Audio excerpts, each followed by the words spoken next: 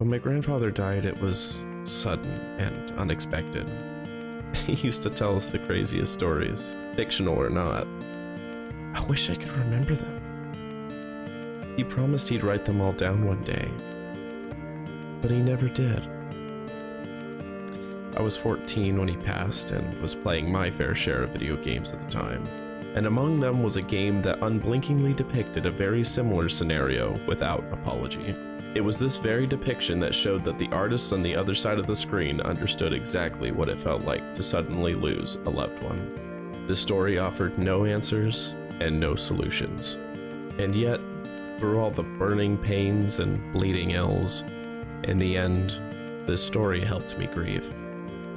As I experienced life, I suffered grief and loss, anxieties and isolation, guilt and depression, and all this revealing just how real the stories of Silent Hill feel. Putting this all on screen would seem to violate the healing process, but instead has helped me work through it. I've always wanted to study storytelling, and indeed I have, but to study these 4 games in particular, questions yet live in my mind, yearning for contemplation, for answers. And yet the search for answers can also be a trap that's tempting to fall into. By only wading into the superficial, it's easy to skip across to the ends of real-world history, only to again miss the present emotional meaning. Morality and the exploration of the human condition are the cornerstones of this anthology series, and oftentimes the pursuit of lore and mechanical consistency can prevent the recognition of the profound work underneath those dressings. The primary reason we'll be digging into just that is to build a framework to sift through so we can find the ultimate meaning in these stories. Naturally, we're going to start with the original Silent Hill from 1999. While not quite as emotionally complex as its 3 sequels, which is a high bar to clear and no insult to the first game, Silent Hill 1 sets the foundation of how these stories operate and how future stories refine the original's premises. While I'm not really a fan of explainer videos, and no, the irony is not lost on me, it still needs to be done to declutter the stories of the sequels in particular. The first Silent Hill game is just the most literal of the series, but the concepts that debut here help to inform the language that the sequels utilize. We'll be going over absolutely everything so that nothing is assumed and nothing is missed, so long as it's part of the game itself.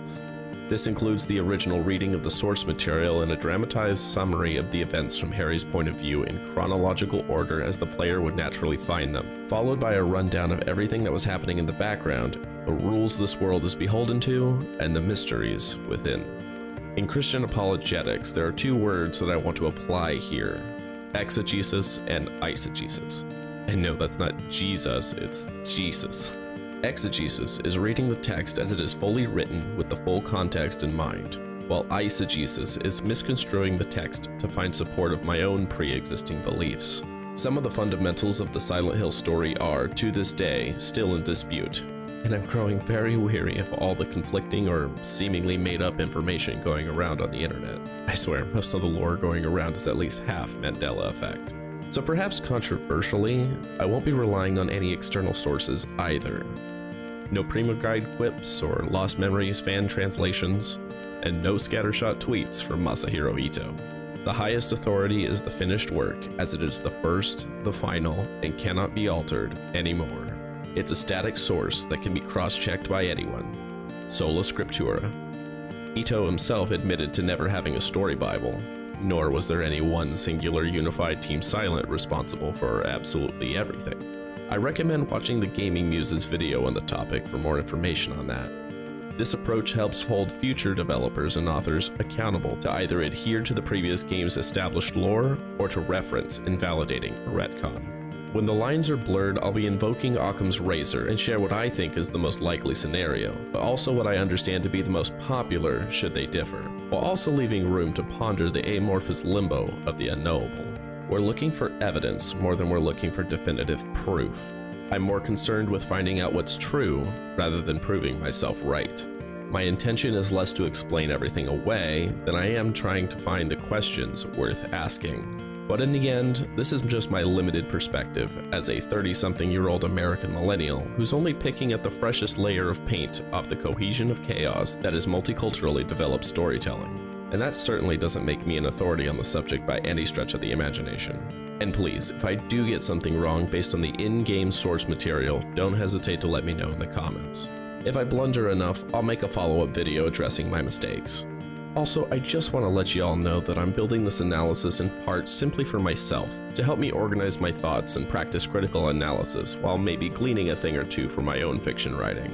Now, if you haven't played the game before, I still highly recommend it before watching any further. I have a guide on how to play on PC here on my channel, or at least I did until YouTube took it down. I'll be addressing that later. As well as I may try to summarize the narrative, the gameplay itself cannot be replicated here. Silent Hill and the series as a whole isn't meant to be binge-watched on YouTube, and especially don't let your first exposure be someone streaming it. Ideally, you need to get yourself in a dark room with a pair of headphones and a place where you'll have no interruptions and allow yourself to sink into the fog and the abyss below.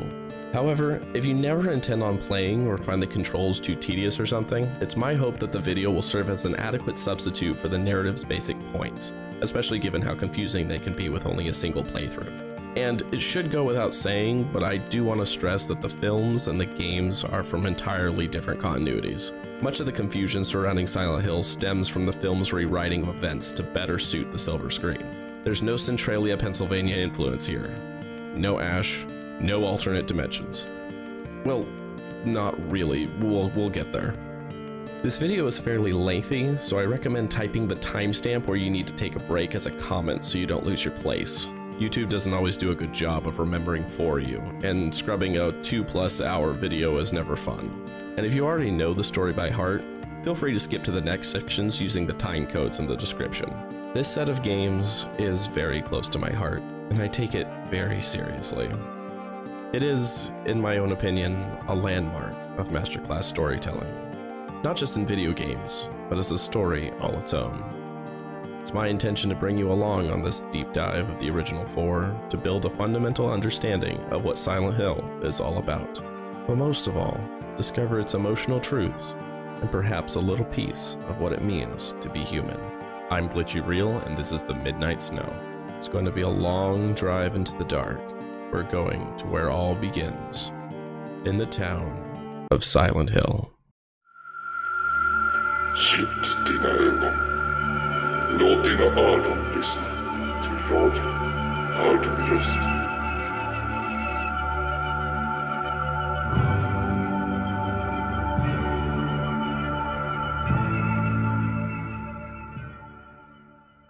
Harry awakens in the wreckage of his car. He remembers driving through the night. Someone had run out in the road and Harry had swerved out of the way. He looks around. His daughter Cheryl is missing. Climbing out of the car, he notices her standing alone in the frostbitten fog and calls out to her. Where are you going? Hey, wait! Stop! But she doesn't respond. She darts down a dark alley and Harry follows after her. The sky suddenly darkens. An air raid siren rings through the air. It isn't yet night, but it's suddenly black enough for Harry to need to strike a match to see. The deeper in he goes, the more horrific and unreal it becomes. Bleeding chain link, gurneys swarming with insects, a corpse pinned to a fence.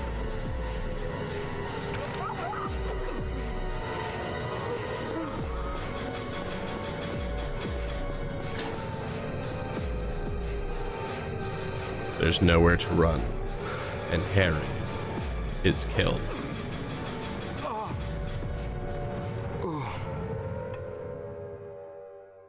Harry awakens to find himself in a diner. What happened? Did anything happen? There he meets Sybil, a police officer from the neighboring town of Brams. Harry might vaguely remember seeing her on the road the night before, but doesn't say anything. It seems that the entire population of the vacation town of Silent Hill has suddenly disappeared, and there's no power or communications going in or out of the town. Sybil wants to know what's going on, and unfortunately, so does Harry.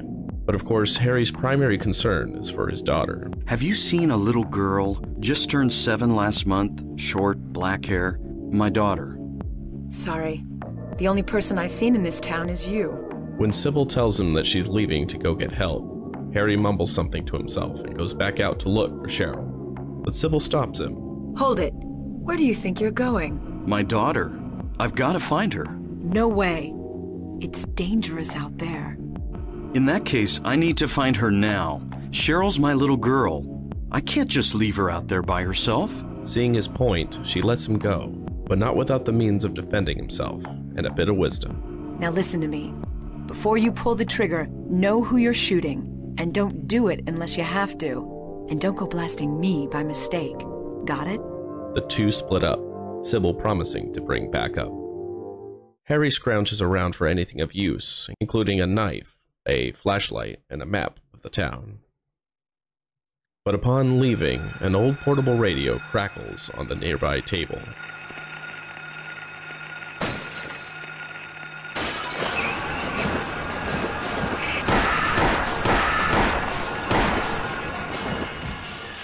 This is not a dream. What's happening to this place? What could only be described as a monster lies dead at Harry's feet. Sybil was right. The danger is real. He needs to go back to that alley and look for Cheryl. But this time, it's different. The walls look normal, like ordinary buildings. No blood, no corpses, no darkness, no sirens. He finds Cheryl's sketchbook, the very same one that she had with her in the car. On a torn page in her handwriting that simply reads, "To school." Cheryl seems to be leaving her dad notes of where she's going. But finding the road collapsed, he finds another note directing him to the house with a doghouse in front on 11th Street. Having found 3 keys around town, Harry is able to enter the house and get through the backyard.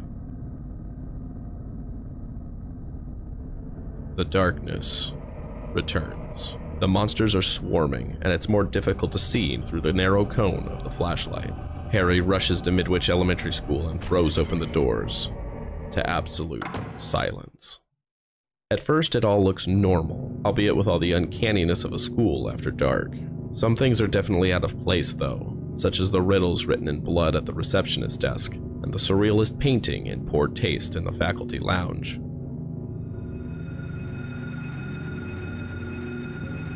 They're here too. After solving the riddles, Harry is able to turn on the basement boiler,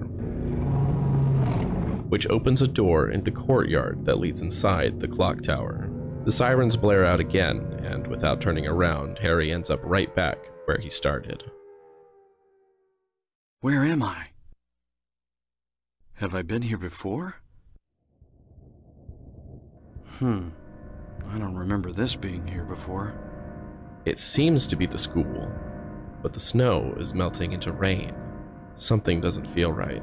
What strikes Harry first is the massive emblem etched into the ground. It is the same building, and yet everything is horribly wrong. It's just like the dark alley with blood and rusted metal. Midway through this maze, a telephone rings.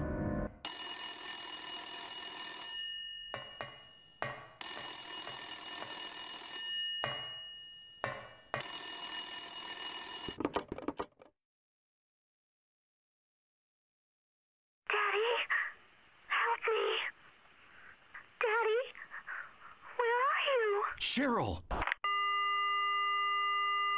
With renewed vigor, Harry presses on. In the school library, Harry finds 2 books. One, a fairy tale Harry remembers from his childhood. It tells of how a great lizard terrorized a village, but a lone hero taunted the beast to get it to try to eat him. When it did, the hero fired his arrow down the throat of the beast, killing it in a single blow. The other, perhaps more intriguing book is titled The Monster Lurks. Chapter 3 of this book describes the existence of the ability for one to create physical manifestations of external energies fueled by negative emotions like worry and stress. This phenomenon seems to occur more frequently in adolescent girls. While interesting, Harry doesn't yet know why this would be important, but something supernatural does seem to be happening. Having worked his way down into the basement, he sees a blazing corpse in the center of the room, and a giant beast appears from behind it. But, just like in the story, its mouth opens wide, and the lizard falls dead.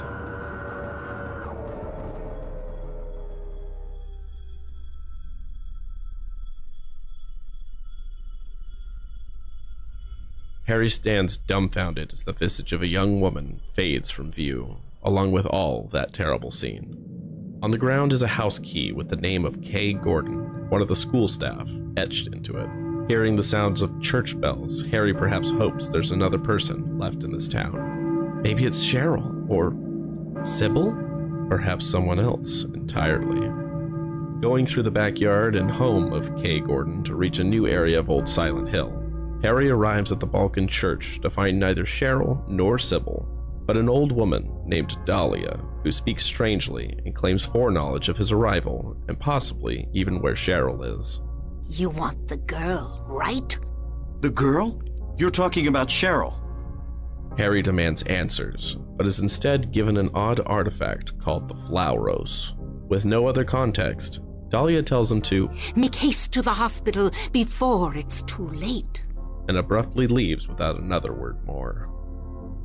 Having no other leads, Harry takes the Flauros and heads to Alchemilla Hospital in the southern part of central Silent Hill. After crossing the drawbridge, Harry takes shelter from the monsters in the nearby police station for some much-needed munitions. There are notes scrawled on a chalkboard about some local drug trafficking racket, but very little of it seems relevant to the matter at hand. So Harry leaves, now much better equipped. Arriving at the hospital, Harry hears gunfire. He investigates, hoping again for an ally against the madness. Dr. Michael Kaufman, another survivor who was only taking a nap when he woke up to everyone having disappeared and the monsters attacking. Not quite unlike Harry himself. Of course, the first thing Harry asks Kaufman is if he's seen Cheryl. She's missing. I'm sorry, but with all those monsters around, I highly doubt that she's... Kaufman apologizes for even suggesting such a terrible possibility.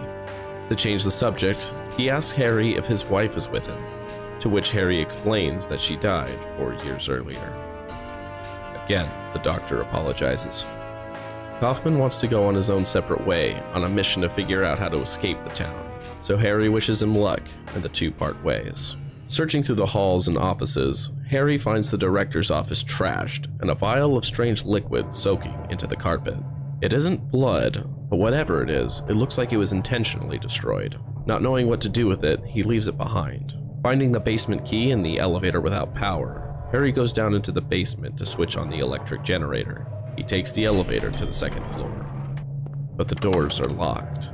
He instead tries the third floor, but again, the doors are locked.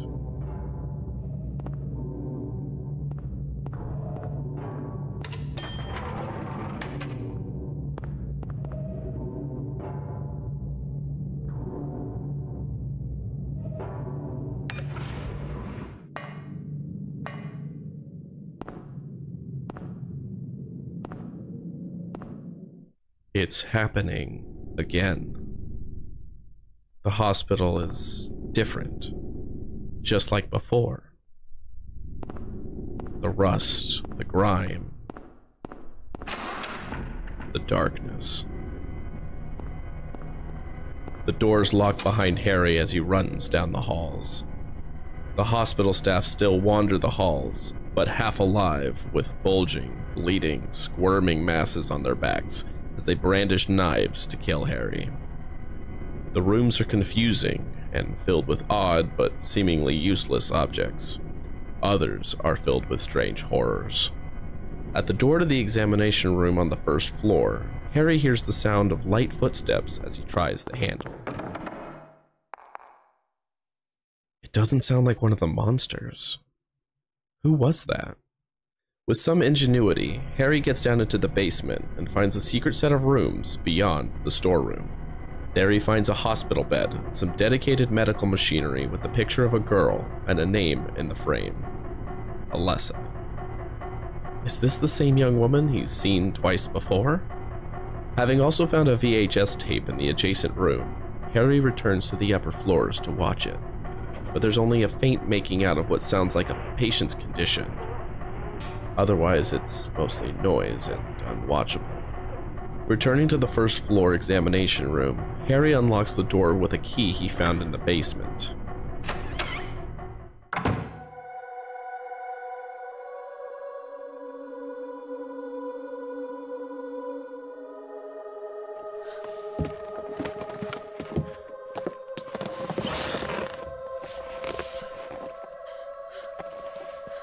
Lisa Garland, like Kaufman, is hospital staff and has no idea what happened or what's going on. Harry, tell me what's happening here. Where is everybody? I must have gotten knocked out. When I came to, everyone was gone. It's awful. So you don't know anything either. Great. Do you know anything about all that weird stuff in the basement? No. Why? Is there something down there? We're under strict orders never to enter the basement storeroom. What did you say was down there? Well, it's... Shooting pain pierces Harry's head, bringing him to his knees. Sirens begin to wail in the distance. Lisa tries to help, but all fades to black. Was I dreaming? Harry awakens again in the very same room where he met Dr. Kaufman earlier. Had he passed out? What happened?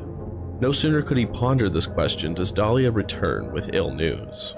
The town is being devoured by darkness. Strength must overcome petty desire, childish sleep talk. Harry doesn't understand, but Dahlia entreats him to believe in what he's already seen. Have you not seen the crest marked on the ground all over town? So that's what I saw in the schoolyard. That seal that appeared throughout the town, and most prominently at the schoolyard, becoming more and more prevalent. It is the mark of Samael. Don't let it be completed. The other church in this town, that is your destination. This is beyond my abilities. Only you can stop it now. And just as before, Dahlia leaves without giving any more answers. She leaves behind a key to the Green Lion, an antique shop, where Harry finds a dark, broken hole in the wall. Harry! Sybil? Harry and Sybil are both surprised and relieved to see each other. Sybil explains that she hasn't been able to leave yet due to all the collapsed roads, and regrets leaving Harry behind. Of course, Harry asks again if she's seen Cheryl.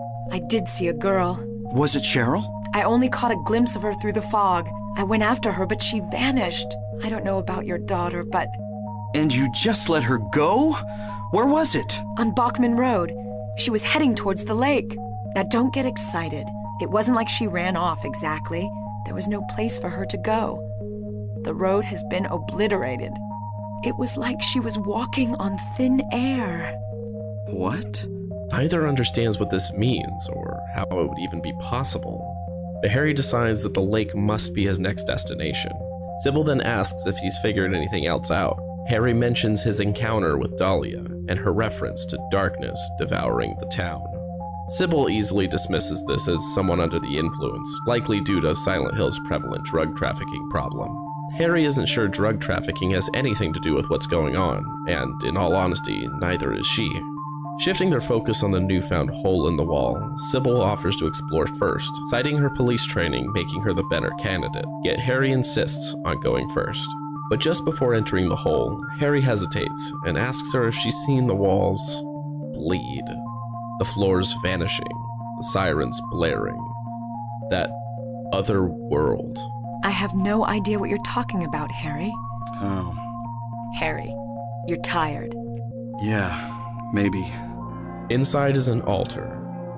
This must be the other church. Enshrined is the image of a deity, but neither the young woman nor Cheryl seem to be here. With nothing else to do, Harry leaves. What the?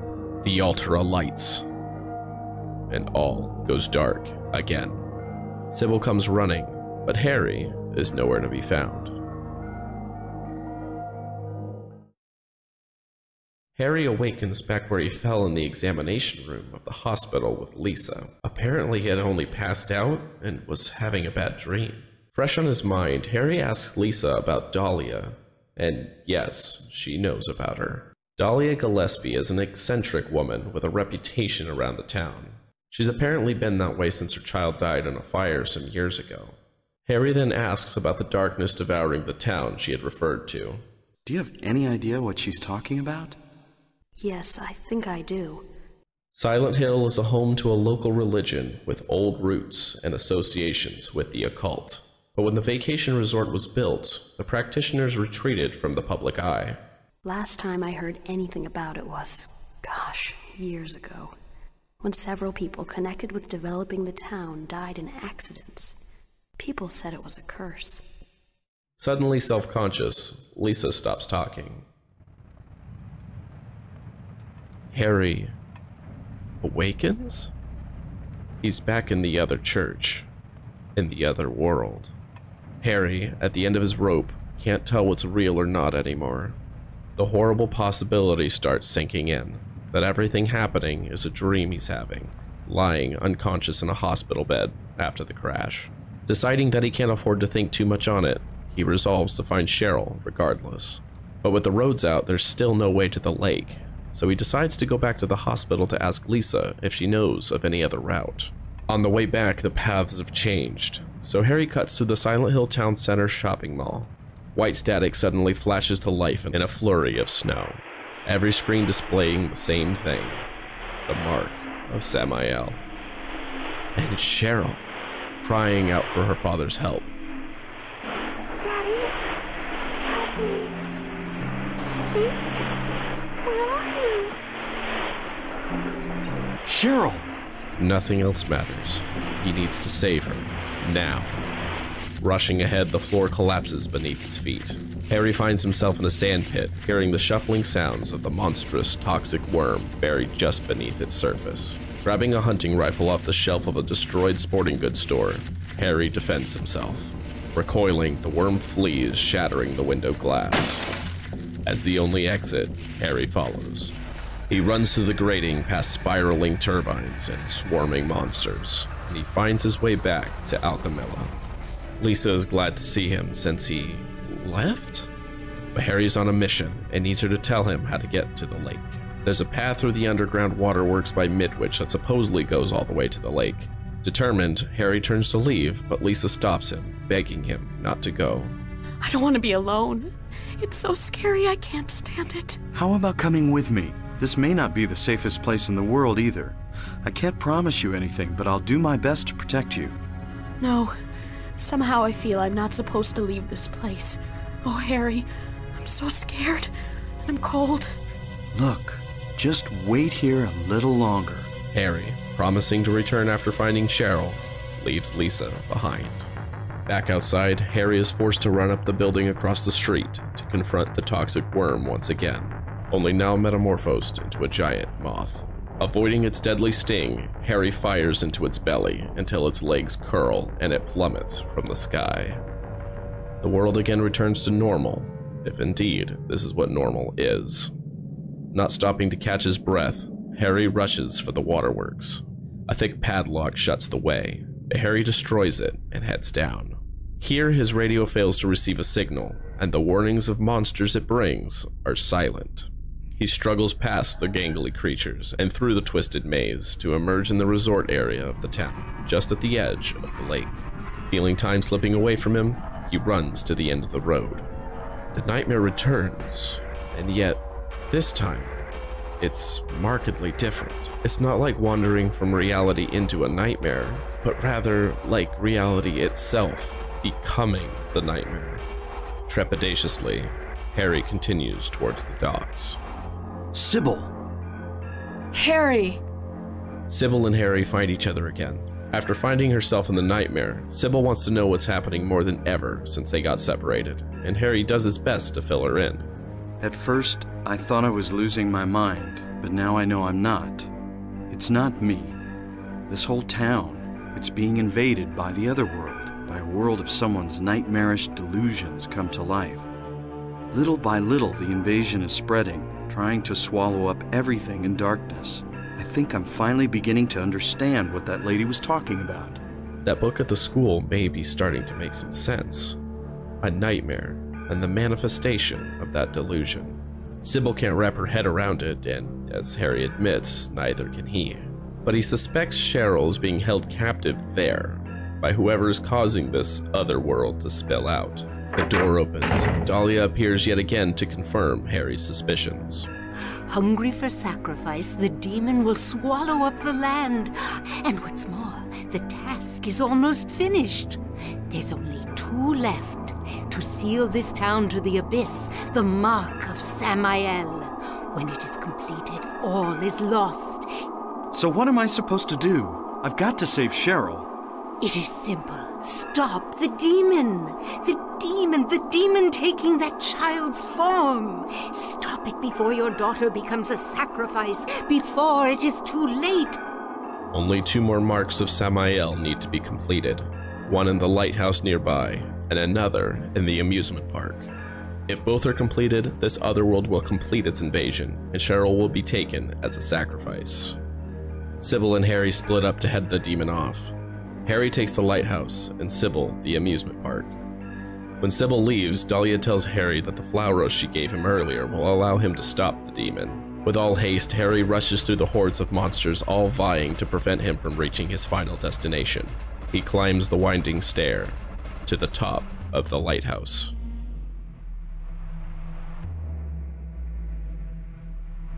Wait! Damn, I was too late. Defeated, he returns to the boathouse, but neither Sybil nor Dahlia have returned yet. The amusement park was his last chance. If something had happened to Sybil... Let me be on time. Through another set of waterworks, Harry sprints as everything depends on his speed. Past shredding claws and the last of the black tunnels, Harry emerges into the lakeside amusement park. At the carousel, Harry finds Sybil.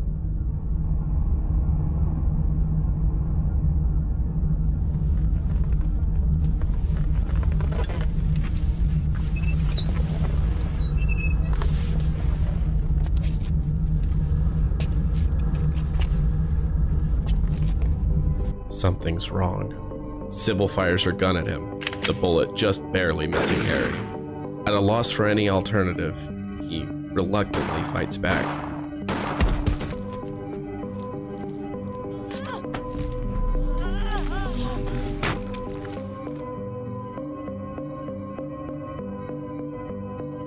Having ended the life of his only ally, Harry doubles over in anguish.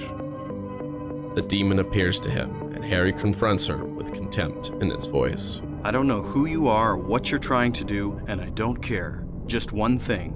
Let Cheryl go. That's all I ask. To this, the demon simply raises a hand, a sudden force throwing Harry to the ground. He attempts to charge her, but an invisible wall divides them. Just then, the Flauros reacts. Glowing with power, it catches the demon off guard with a swipe of blue light that saps her of her power. The barrier now gone, Harry makes his demand one last time. Where's Cheryl? Give me back my daughter. But then, Dahlia appears. We meet at last, Alessa. Alessa, this is the end of your little game. Mama? You've been a ghastly little pest, haven't you, Alessa? I was careless, thinking you couldn't escape from our spell, but Mommy didn't know how much you'd grown. That's why I couldn't catch you all by myself. But what a pity, yes? Now you're half indebted to this man for his help. Alessa, my dear little girl, there is one thing left I need you to do for me. No! Get away from me! Bad girl. Everything is ready. Let's go home now. What's going on here? Harry awakens.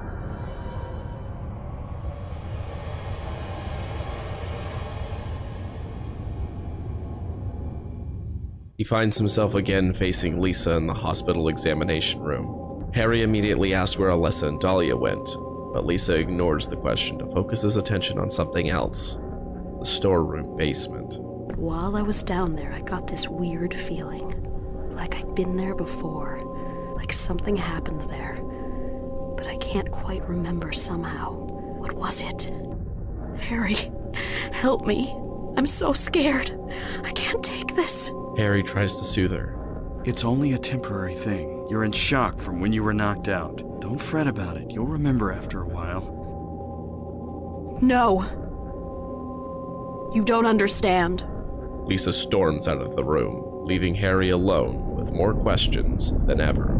A rumbling sound grows louder and louder, demanding his attention. And it's coming from the basement.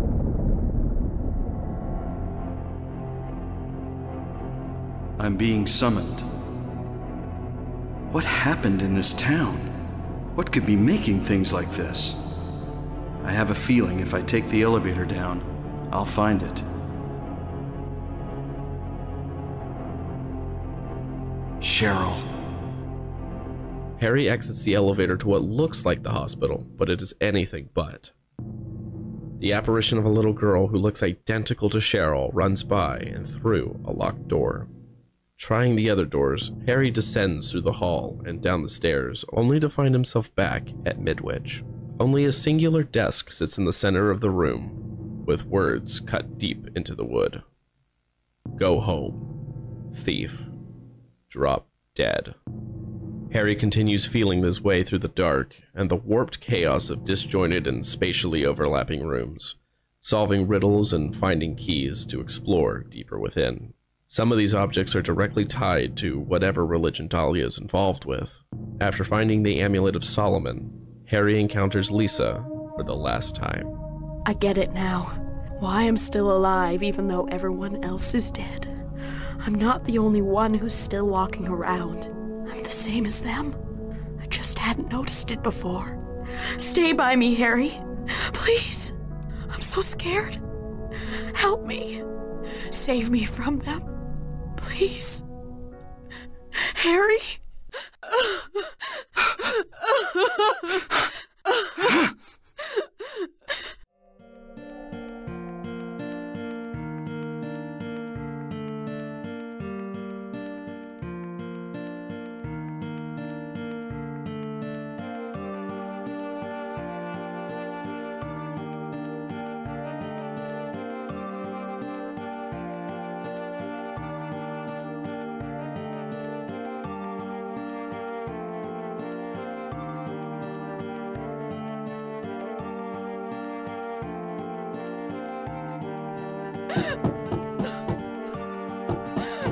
Lisa.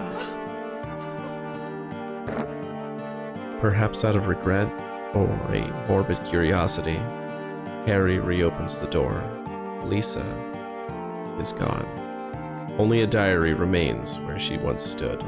It describes Lisa's time tending a patient with wounds that wouldn't heal.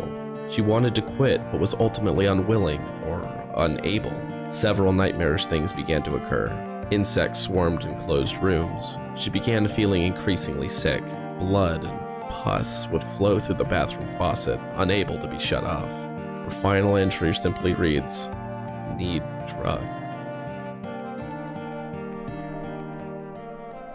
Harry leaves to take an elevator to another floor, where he sees the girl's apparition kneeling in front of the very same altar from the other church. Two paintings adorn either side of the altar, one depicting the light illuminating the darkness, and the other the light to the future. Using the flash of a camera to reveal the codes to the nearby doors, he finds yet another key. Harry presses on. He finds the room with the VHS player again, only this time it works. Lisa.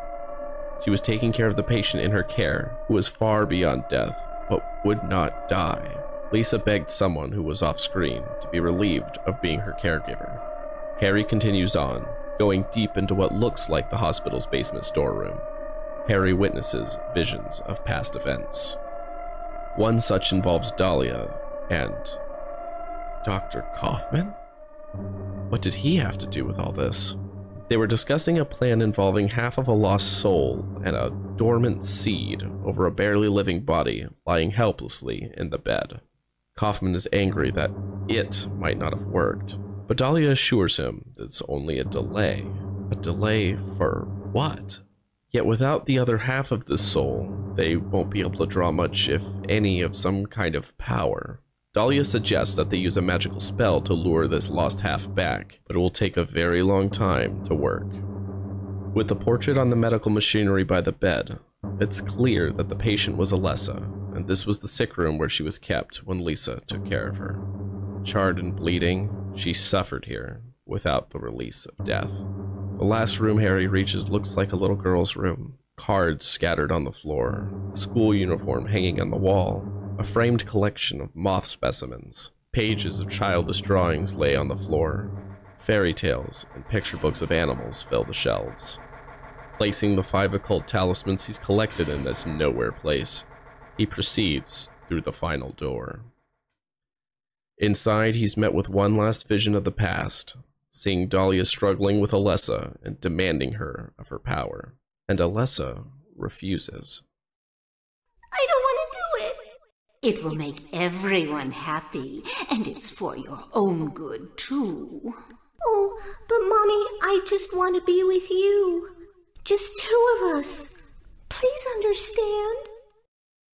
Oh, yes, I see. Maybe Mommy has been wrong. Mommy! Why didn't I see this before? There's no reason to wait. Herein lies the mother's womb, containing the power to create life. I could have done it all myself. Mommy? With the sense of impending doom, Harry proceeds downward, down into the basement. Harry confronts Dahlia. Where's Cheryl? What have you done to her? What are you talking about? You've seen her many times, restored to her former self. Don't you see? She's right there. That's absurd. You are the only one who thinks so. Why? Why are you doing this? It's been a long 7 years. For the 7 years since that terrible day, Alessa has been kept alive, suffering a fate worse than death. Alessa has been trapped in an endless nightmare from which she never awakens. He has been nurtured by that nightmare, waiting for the day to be born. That day has finally come. My daughter will be the Mother of God. Upon this proclamation, Alessa's body, bound in a wheelchair, transforms into a beautiful maiden of light. At the height of Dahlia's euphoric ravings, the angelic being smites her down in flame. Protected by that same invisible barrier, Harry is given little choice but to fire at this being, slaying her once and for all. Collapsing, the woman reaches out with Cheryl's voice. Thank you, Daddy. Goodbye. Alessa and Cheryl, 2 halves of the same person, die Cheryl? together as one, disappearing into nothingness as darkness and raining fire close in. Distraught with the realization that he had just killed his own beloved daughter, Harry falls to the ground. As all fades to black, we see that Harry was indeed suffering a hallucination, a nightmare of his own making before his death after the crash. Can't be. Can't leave like this.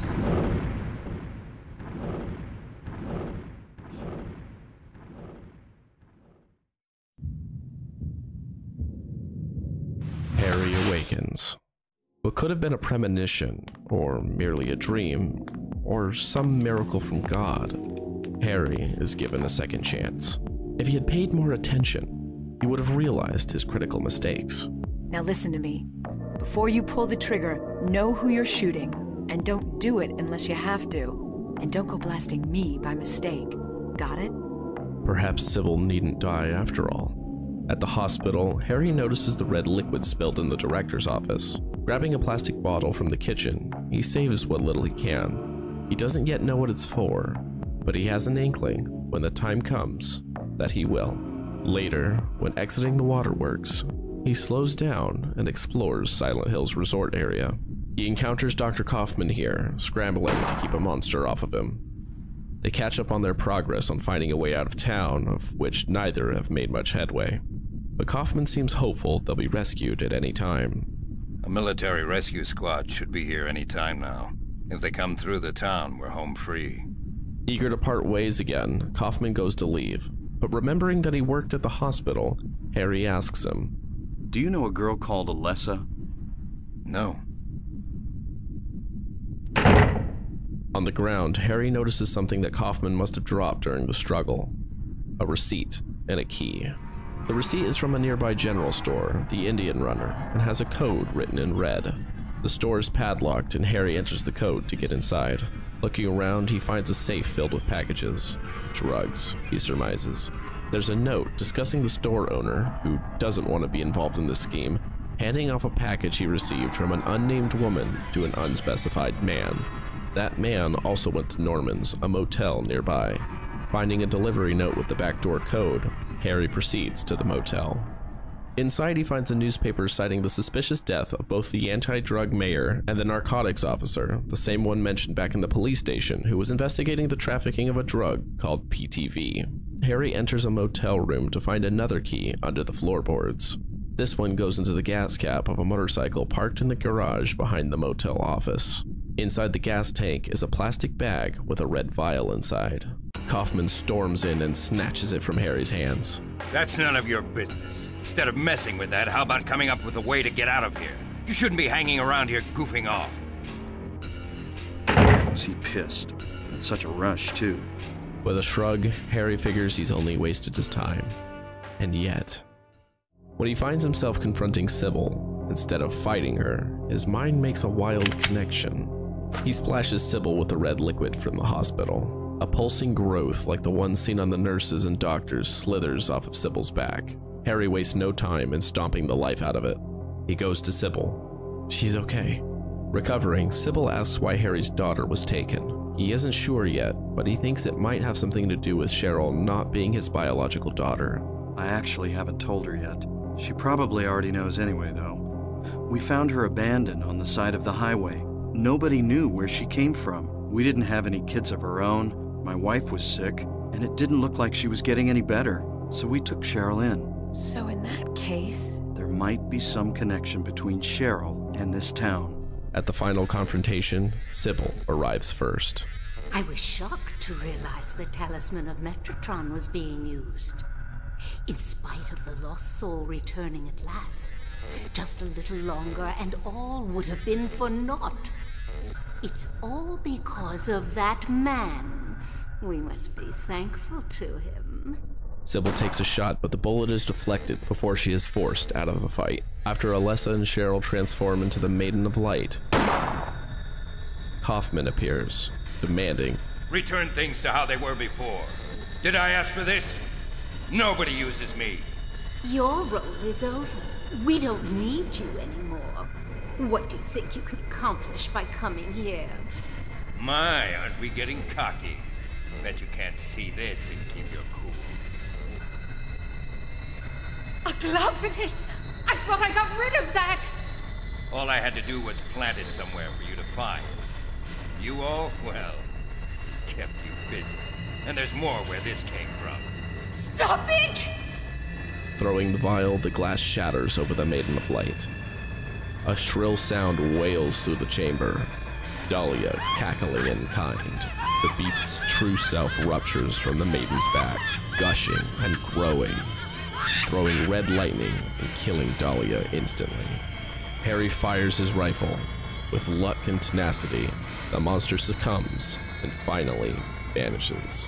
Alessa reappears, her light goes out, but this time she holds her arms to her chest, carrying a swaddled babe.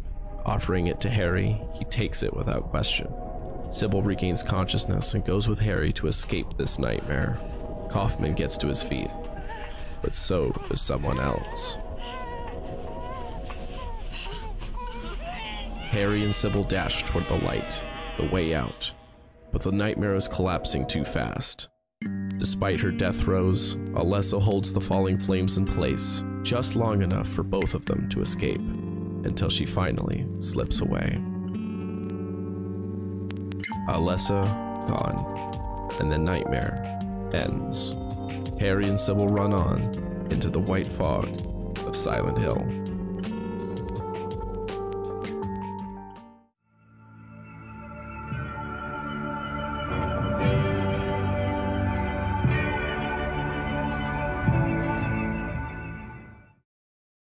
appreciate you all for making it this far. Now we're gonna be getting into the weeds.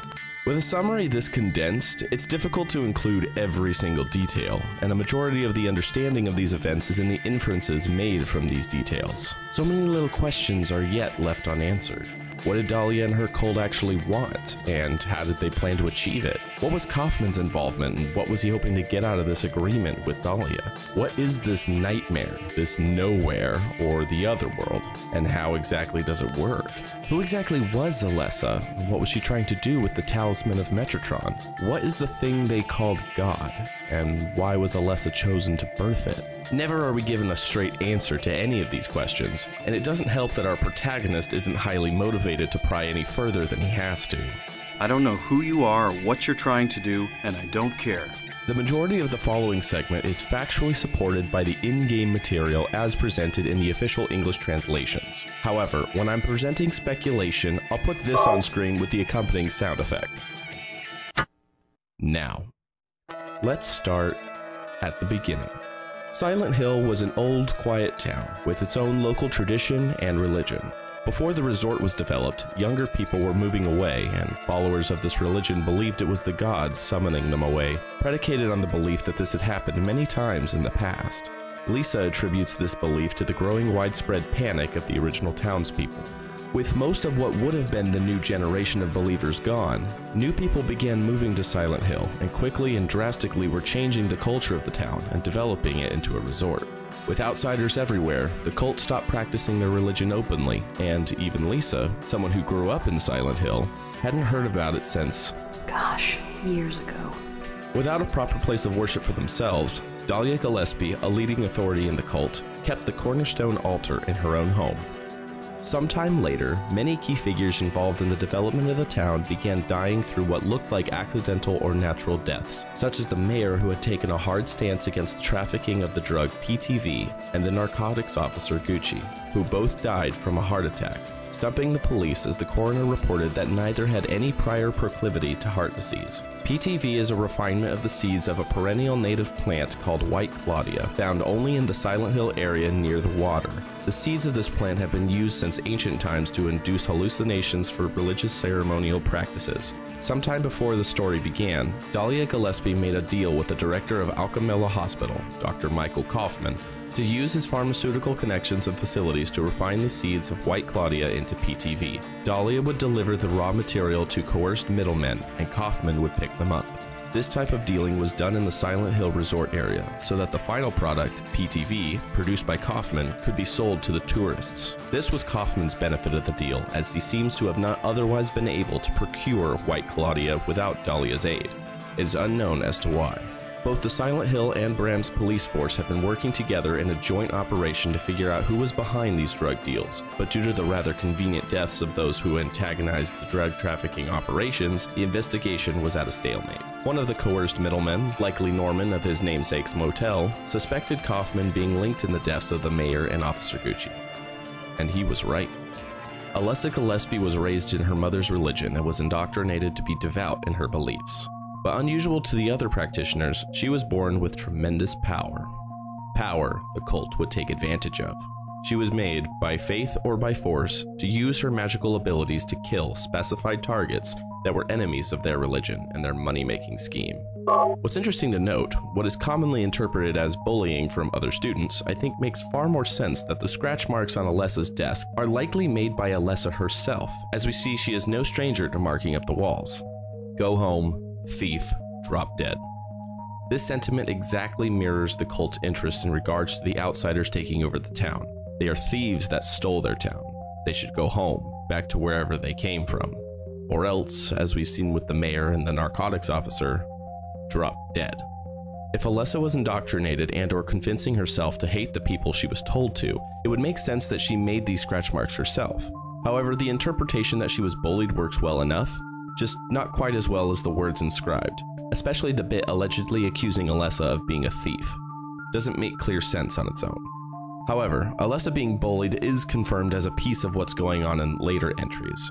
I just find this explanation by itself less compelling, and there's no reason both can't be true at the same time. However, whether it was after having done as she was asked or before she began, At some point, Alessa didn't want to go through with the killings, and her hesitation led her to being locked in what appeared to be the Gillespie house attic. She was trapped. She may have even tried to escape, as indicated by the boards that had been removed on multiple walls after she had drawn on them already. She made markings of the words "kill," "help me," and "mom." An audience of staring eyes on every wall that emphasizes the people whom she knows are expectantly waiting for her to kill those who would get in their way. Her heart cried out for help, all the while trying to convince herself to do the deed. When she needed the love of her mother the most, it was her mother who betrayed her for the sake of her religion and selfish desire. Eventually, Alessa would succumb and do as she was bade. Sometime after, Dahlia attempted to drag Alessa somewhere to borrow a teeny bit of her power. But Alessa, knowing what this request would entail, even after reluctantly agreeing to kill the mayor and Officer Gucci, refused. She wanted no part in whatever Dahlia was planning. Alessa only wanted what any daughter would want, just to be together with her mother as a family. No cults, no murders, no drugs. Just two of us. And that phrase, "just two of us," sparked an idea in Dahlia's mind. Whatever she had planned, she didn't need to wait to do it. She could do it right now with just her and Alessa, with no need to consult the greater body of the cult. Just two of us. Alessa is taken to the basement, and the ritual to impregnate her with the monstrous demon god begins. But something doesn't go right. A massive fire broke out and engulfed the house along with 5 other neighboring homes. Alessa, the vessel of this god thing, was charred past the point of death, but she did not die. Alessa's body was discovered in the ruins of the home and presumed dead. In reality, she was taken to Alchemella Hospital and hidden in the basement's basement. The god had taken root in her and kept her from death, causing her great suffering and inflicting a never-ending nightmare from which she fed upon and grew. There, the members of the cult convened over the swaddled, nearly dead body of Alessa. Dahlia assures them that everything is totally fine and going according to plan, but the others weren't as convinced. During the turmoil, Alessa had managed to use her power to break off a piece of her soul that fled Silent Hill. With half of her soul lost, the cult could not abuse Alessa's power anymore until it was returned. Due to this, the god was prevented from being born. Kaufman was enraged that the plan may not work now, but Dahlia tried to assuage him, stating that they're only stalling tactics and that their goal was still inevitable. Never fear, the promise shall not be broken. So Dahlia proposed that they use a magical spell to make the other half of the soul feel Alessa's pain and be compelled to return to her. But with such little of her power remaining, it would take several years before the spell would take effect. But that will take time. Having his doubts and feelings of treachery growing from Dahlia's actions, Kaufman took measures to defend himself and hoarded vials of Aglaphidus, an alchemical compound used to ward off the manifestations brought forth by the nightmare. He stored some in his office as bait, so if that he ever were betrayed and the Aglaphidus was destroyed, he would have backups upon backups, all while Dahlia would continue thinking that all the Aglaphidus he had access to, and the only thing that may purge the god from Alessa's body, was destroyed for good. Lisa, a nurse working at the hospital at the time, was made to tend to Alessa. She was coerced into remaining in service of this task, implied to be due to an addiction to PTV, which Kaufman was the sole supplier. Meanwhile, Harry and his wife found a baby abandoned on the side of the road. No one knew where she had come from, and since they had no children of their own, they decided to adopt the baby. And they named her Cheryl. A few years later, Harry's wife passed away from illness. Later still, when Cheryl turned 7, Harry took her to Silent Hill for a vacation, the drive running late into the night. Alessa, with her powers, projected an aspect of herself to meet Cheryl on the road. Dahlia noticed Alessa slipping out of her nightmare cage, the horrors tumbling out with her. The two halves reunited, and the Otherworld became a reality. Alessa began to place the talisman of Metatron around the town to prevent Dahlia's goals from ever being achieved. Powerless, Dahlia appealed to Cheryl's father to track her down and hoped the Flauros would find itself close enough to nullify Alessa's power before the talisman was completed. Dahlia drew power from Alessa, who now had her complete soul, and brought her back to the heart of the nightmare. The rest you already know.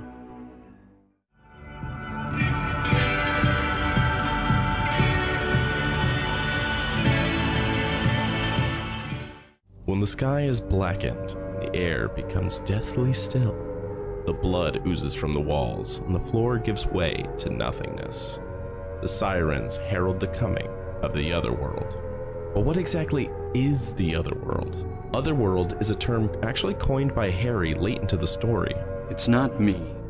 This whole town, it's being invaded by the Otherworld, by a world of someone's nightmarish delusions come to life. It's the only time this term is ever used in the series, outside of a single line of text that we'll address later, but the name has stuck around long after as the colloquial name for the horrific transformations that Silent Hill is now famous for. But even Harry shortly after admits to not knowing exactly what it is. Look, I don't understand it all myself. I guess I can't explain it. Early on, Harry feels like it's a sort of unreality. Like some other world? It's like some kind of bad dream. It's like I was there, but not really. It's all a blur, like some kind of hallucination, you know? And later, he begins to think that the whole experience is just in his mind as he lies unconscious after the car crash. And in one ending, that's actually true. But during the transformation on Sanford Street, Harry remains lucid. He recognizes that this is not stepping from reality into a nightmare, but reality becoming a nightmare. In Silent Hill 1, there are only ever two worlds. The real world, which is simply a fictional version of the one you and I inhabit, and Alessa's nightmare, known as the Otherworld. They are both equally real in the fact that they have lasting consequences on reality, and the nightmare itself is stemmed from a real person's mind. But I'll be referring to the unaffected normal world as the real world for simplicity. There is a here, reality, and a there that Harry concludes is separate from the invaded real world and the similar looking nightmare where he thought Cheryl was being held. But I do know Cheryl is there, under whoever created this darkness. This is where the dimension hopping idea from the film came from. But the second dimension in the game is a literal dream, not a purgatorial place of judgment or an underworld or even some kind of alien parallel reality. Well, what's making this happen? It is the psyche of a tortured girl who fell victim to a demonic cult, a mind filled with memories and all the id it can conjure. The concept of the Misty World, unofficially known as the Fog World, is from the film's canon. It wasn't introduced into the games until Silent Hill Origins. We'll address that issue when we get to the later entries in the series. In Silent Hill 1, there are no parallel dimensions, but rather a continuous, never-ending dream leaking out and painting over the real world. This phenomenon is just as real as the real world while it's active. With Alessa's innate power and the completion of her soul, the nightmare inflicted upon her that had been festering for 7 years begins to physically and literally manifest itself into reality. This is supported by the claims made in the book The Monster Lurks. Chapter 3, Manifestation of Delusions, states, poltergeists are among these. Negative emotions like fear, worry, or stress manifest into external energies with physical effects. Nightmares have, in some cases, been shown to trigger them. However, such phenomena do not appear to happen to just anyone. Although it's not clear why, adolescents, especially girls, are prone to such occurrences. Alessa, under the conditions of her unwaking nightmare, is uncontrollably transmuting her fear, stress, and pain into energy that has physical effects on the environments of reality, creating the so-called Otherworld. Strength must overcome petty desire, childish sleep talk. However, in Alessa's case, this process isn't intentional, but a result of her tortured mind turning her negative thoughts and emotions into physical representations of the contents of her nightmare through innate powers she alone possesses. When she uses her power to project a version of herself into reality, the horrific nightmare follows her out. This is what the monsters are. Through the imaginings and memories of her early life, the creatures take shape. The drawings scattered on the floor of her bedroom show familiar forms, not just of the beastly dogs, but also the god itself. This image likely taken from one of the altar paintings. The memories of her moth collection, or the cards on the floor, the fairy tales on her bookshelf like Alice's Adventures in Wonderland, or The Wonderful Wizard of Oz, or perhaps even the story of the hero who slew a mighty lizard. And yet the monsters can still be killed by the most mundane means, just as they can kill Harry or any other very real person. This seems clear even from the gameplay itself. It is possible that these physical effects noted in the book The Monster Lurks are actually referring to Alessa's magical powers, like her force field in the amusement park. However, her powers predate the ritual, and even then, Alessa was often under severe duress, being made to kill with that power. Taking context into account, the book states that nightmares are what triggers these effects, and the nightmare did not begin until during or after the fire. And while I don't like to correlate items for no other reason than their proximity, the book is read just before the fairy tale with the lizard, which soon after manifests just as the story describes. It'd also be odd if this book indicates what would amount to be an intentional recipe for developing such powers, but only Alessa was able to obtain them. Instead, only the nightmare, not her power, was inflicted upon her. Her power came before the ritual, and was the very reason she was chosen to bear God and his nightmare in the first place. Speaking of monsters, the lizard scene is perhaps the most blatant and earliest example of the link between the conjurer, Alessa, and the physical manifestation of delusions. The method of dispatching the lizard with the split head, shooting into its gaping maw, is directly derived from this fictional story. Harry even specifies he's read it himself as a child, implying that this is a story from the real world that existed far before the game's events and before Alessa was even born. This story was not imagined by her, but it was her imagination that gave it life.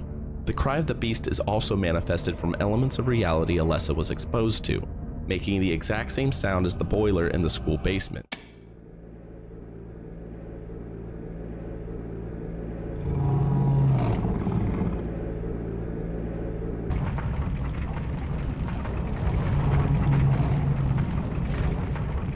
In fact, the fight itself takes place beyond the Never There elevator Harry took down from the Otherworld version of that very same boiler room.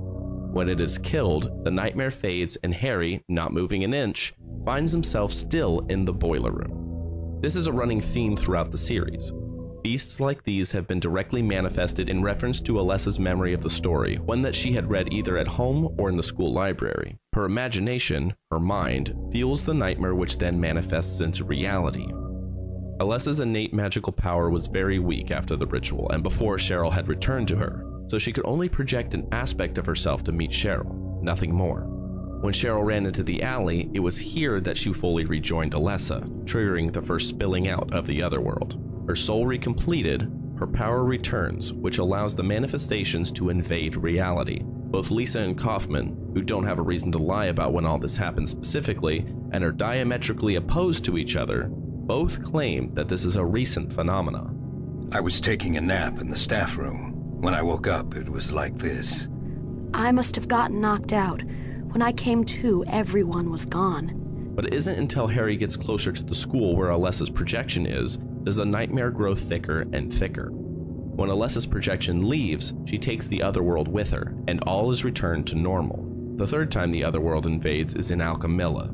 We're given a vision of Alessa entering the nearby antique store, and are immediately returned to Harry in a dark version of the hospital. The effect is spreading wider than where she is over time. The dam is breaking, and it needs to be sealed.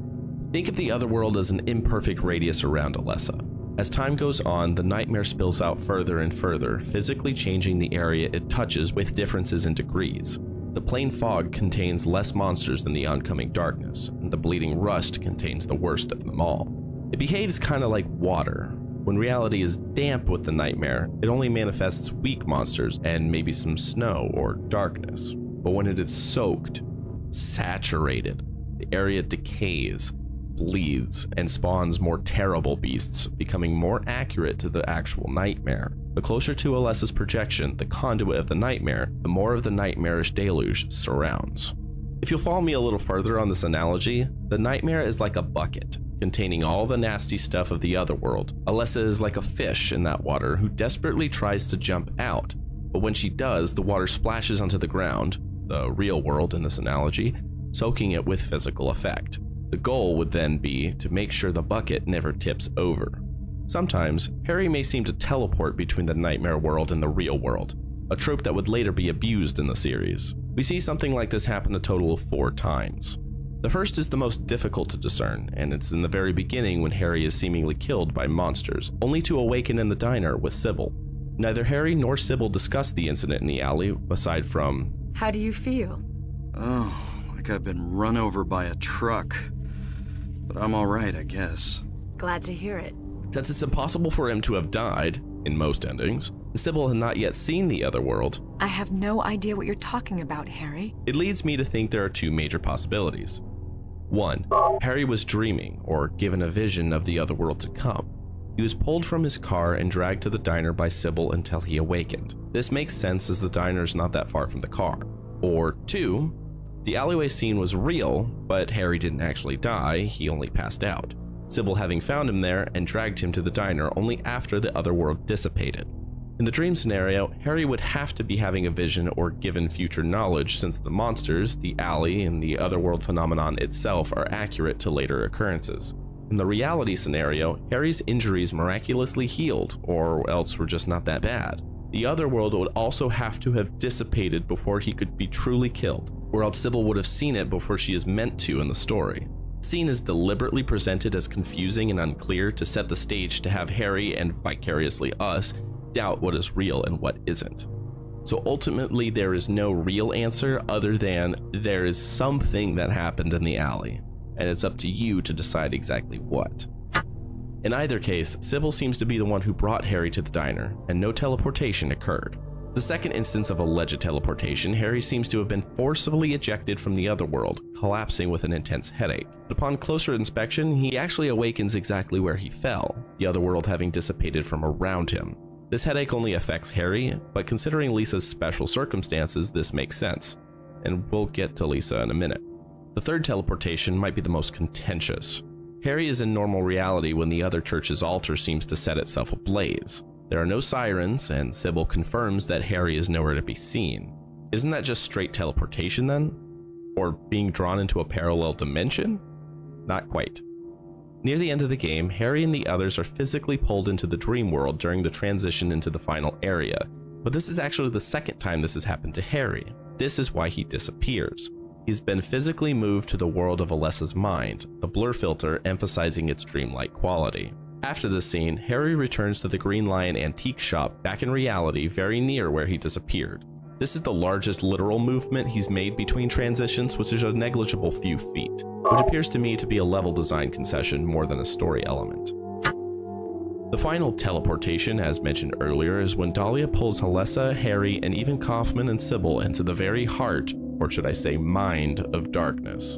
So what is at the true epicenter of this imperfect ring of liquid-like nightmares surrounding Alessa? The root of all the terror. It's obvious, right?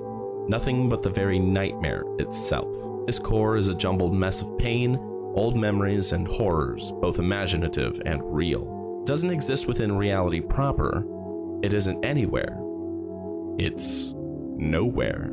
All of the otherworldly presence here is a literal dream in the deepest trenches of Alessa's mind, and the source of what is bleeding out into reality. The final section of the game has Harry exploring a paradoxical, nonsensical labyrinth filled with Alessa's core memories. The hospital and the storeroom basement below where she spent the last 7 years. The classroom where she attended school. The operating room where she received her treatments. Fittingly, where Harry finds a screwdriver and a pair of pliers, giving insight into Alessa's feelings of this procedure. Because Alessa hadn't been able to leave Alchemilla for 7 years, her memories are out of date. Comparing the scenes in Nowhere, Alessa's memories, to Harry's earlier encounters in the real world, we can start putting together a narrative. The clearest example is in her mother's antique shop.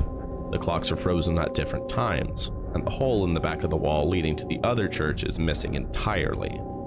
None of the antiques have moved in 7 years, implying that Dahlia has sold nothing and retained her business regardless, floating entirely on the money made from her arrangements with Kaufman and selling PTV to tourists. But if the other church didn't yet exist behind the Green Lion when Alessa last saw it, where was the altar before? Going up the elevator in Nowhere, Harry reaches a room where he sees a memory of Alessa kneeling at a nearly identical altar, the differences being in the paintings hung on the wall behind it. There are 4 rooms in the nightmare world never seen by Harry before, including this one.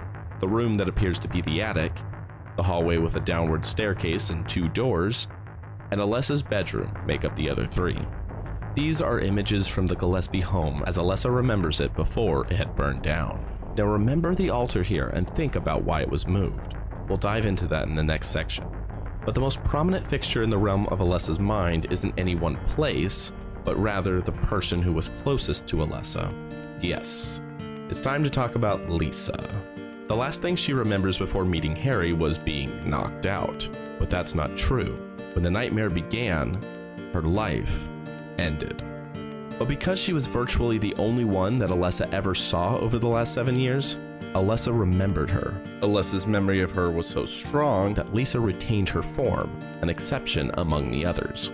She is both the ghost of a once living person and a manifestation of Alessa's mind, the soul of a normal human woman, and a body made of memory.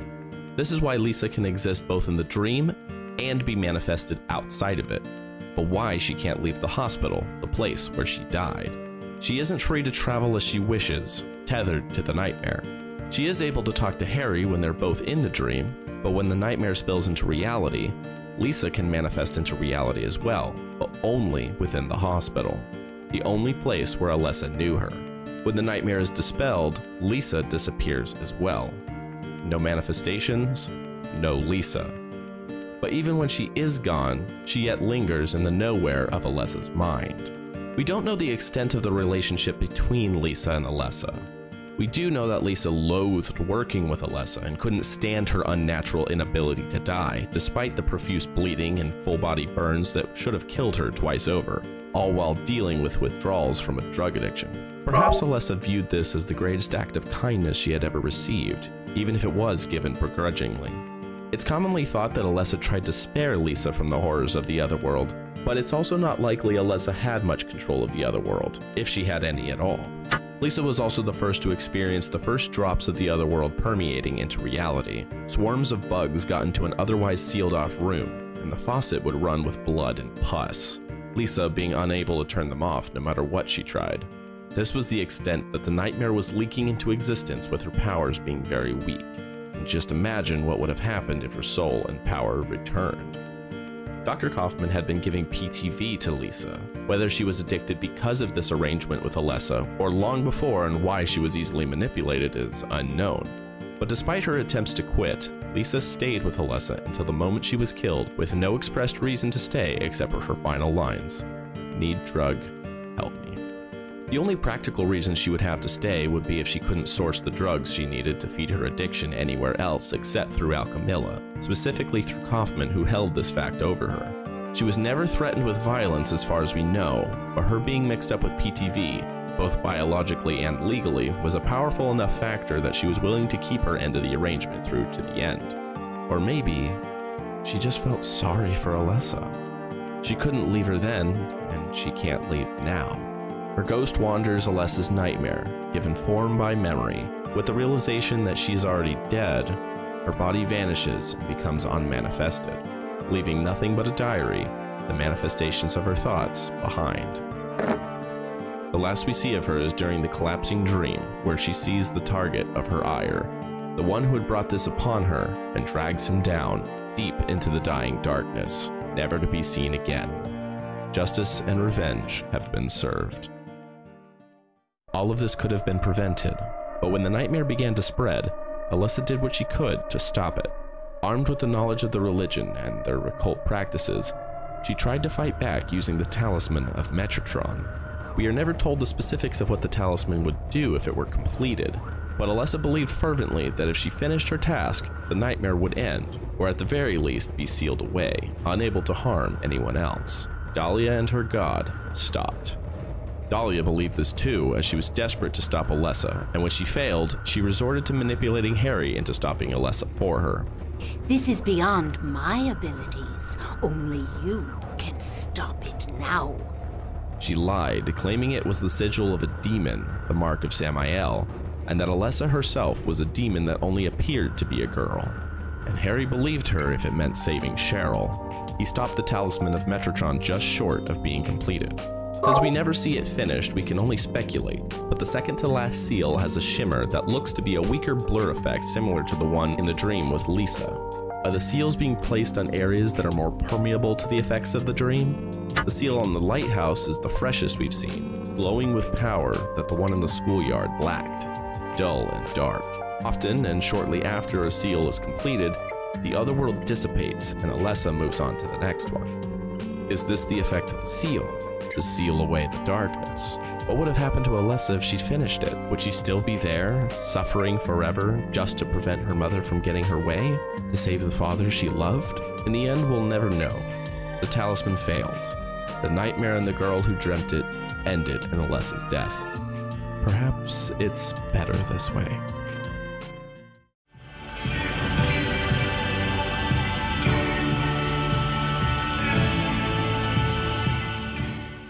Okay, here we go. There's been an age-long debate about the nature of the fire that occurred 7 years ago that destroyed the Gillespie home and the daughter of the family, as well as the ritual that instigated it. It has been often debated just how certain it is whether Dahlia intentionally set Alessa on fire as part of the ritual to birth the cult's god, and organized a conspiracy to cooperate with Dr. Kaufman in providing a substitute body, to legitimize an autopsy report for the authorities, while also colluding with police to cover up what really happened. Or, if Dahlia performed the ritual impulsively, something went wrong and caused the boiler in the basement to catch fire, setting the house ablaze, the neighborhood, and Alessa with it. This debate is exacerbated by the hiddenness of a particular late-game memo. While this is a topic that is still to this day hotly contested, I will say up front, it doesn't ultimately matter. In the end, Alessa was disabled by her full-body burns, traumatized, and forced to live in a nightmare until the other half of her soul returned. This is undisputed. However, later Silent Hill entries complicate this narrative, and I want to make sure we have our foundation solid before moving on to the sequels. I'm going to argue that one of these explanations makes far more logical sense than the other, is supported by the source material, and, in my opinion, makes for a far more meaningful story. Let's start with the infamous memo, the newspaper from 7 years ago. The player has to earn this evasive memo by investigating two other seemingly nothing newspapers. The first is a newspaper in Alchemilla that has an article clipped out. Harry will say nothing else about this. However, after checking this, later in the game, the same newspaper is found in the back room in the office of Norman's motel, the one Kaufman was running drugs out of. It reads, "Investigations stalled. PTV dealers still at large. Suspicious deaths continue. Like the anti-drug mayor, a narcotics officer dies of a sudden heart failure of unknown origin." In Nowhere, in the door with the altar, if Harry heads to the right, he'll find a book on the table that contains the same article as in the motel, but is compiled with a bunch of different cutout articles similar to what had happened to the newspaper in the hospital. This room is the memory of the director's office after all. It reads, same thing. "Investigations stalled. PTV dealers still at large. Suspicious deaths continue. First the anti-drug mayor, now a narcotics officer dies of a sudden heart failure of unknown cause." And Harry comments to himself, "Are there others? It's pretty old." It continues. "Fire broke out in town. 6 homes destroyed. Charred body of Alessa Gillespie, 7, found in aftermath. Cause of fire currently under investigation. Investigations show source as basement of Gillespie home. Blaze now believed caused by malfunction of antiquated boiler." The date of this article on the fire, it's the same day we found Cheryl. If you've never read this during your playthrough, that's probably because you played the North American version where it cannot appear. According to the cutting room floor, it's still in the game files, but the flags to trigger it were set incorrectly. The later release European and Japanese 1.1 revision do include the memo, which means that the developers fixed the bug that caused it not to appear, and should be treated like any amended or additional content like patches, sub-scenarios, or DLC. As for the contents of the memo itself, it describes the fire that should have killed Alessa, but of course we know better. It describes a sequence of events in a chronological order following the investigation, the findings, and then the conclusion, implying that each line is a separate entry and not one singular article. Currently under investigation, to investigation shows, to now believed. During the investigation, they ruled it as originating in the basement caused by an old boiler. Now here's the thing. It's commonly believed that this is actually a cover-up story by taking advantage of corruption in the police force to feed a false story to the public to avoid attention. Now here comes Occam's razor. Why must the story in the newspaper from 7 years ago not be true? If it is true, the cult got away with a convenient excuse that allowed them to just barely remain undetected, taking advantage of disastrous circumstances. If it's not true, then Dahlia intentionally lit a fire in her own home to burn Alessa ritualistically past the point of death while still being expected to carry the god.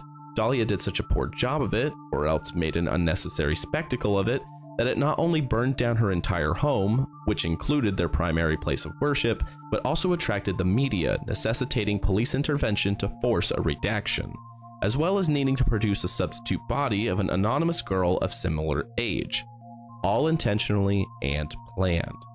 Which scenario assumes more information than we're given? Kaufman would have had to forge a coroner's report in either case to claim that Alessa had died, but he wouldn't need police for that. He's the director of the hospital, and those investigating the fire describe Alessa not as a person, but as a body. She's already presumed dead, and Dahlia, as the mother, could claim her body. Would there be any need to produce a substitute to prove to anyone Alessa was dead? To whom? Where would Kaufman get a spare charred 7-year-old girl's body that wouldn't be missed? Which scenario assumes more information than we're given? Lisa claims that everyone clammed up about the local religion when new people moved in, and says she hasn't heard about it for years. They worshipped in their own homes, or more recently, in a secret board-out hole in the wall of the antique store. This is not a group that wants to be seen. The cult was smuggling drugs and didn't want to be caught.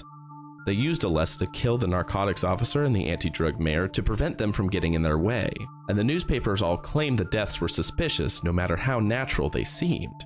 Also, both Silent Hill and Bram's police are conducting a joint investigation into both the drugs and the deaths. Sybil wouldn't know of it otherwise, and we can see in the police station that, while stalled, they are still actively investigating.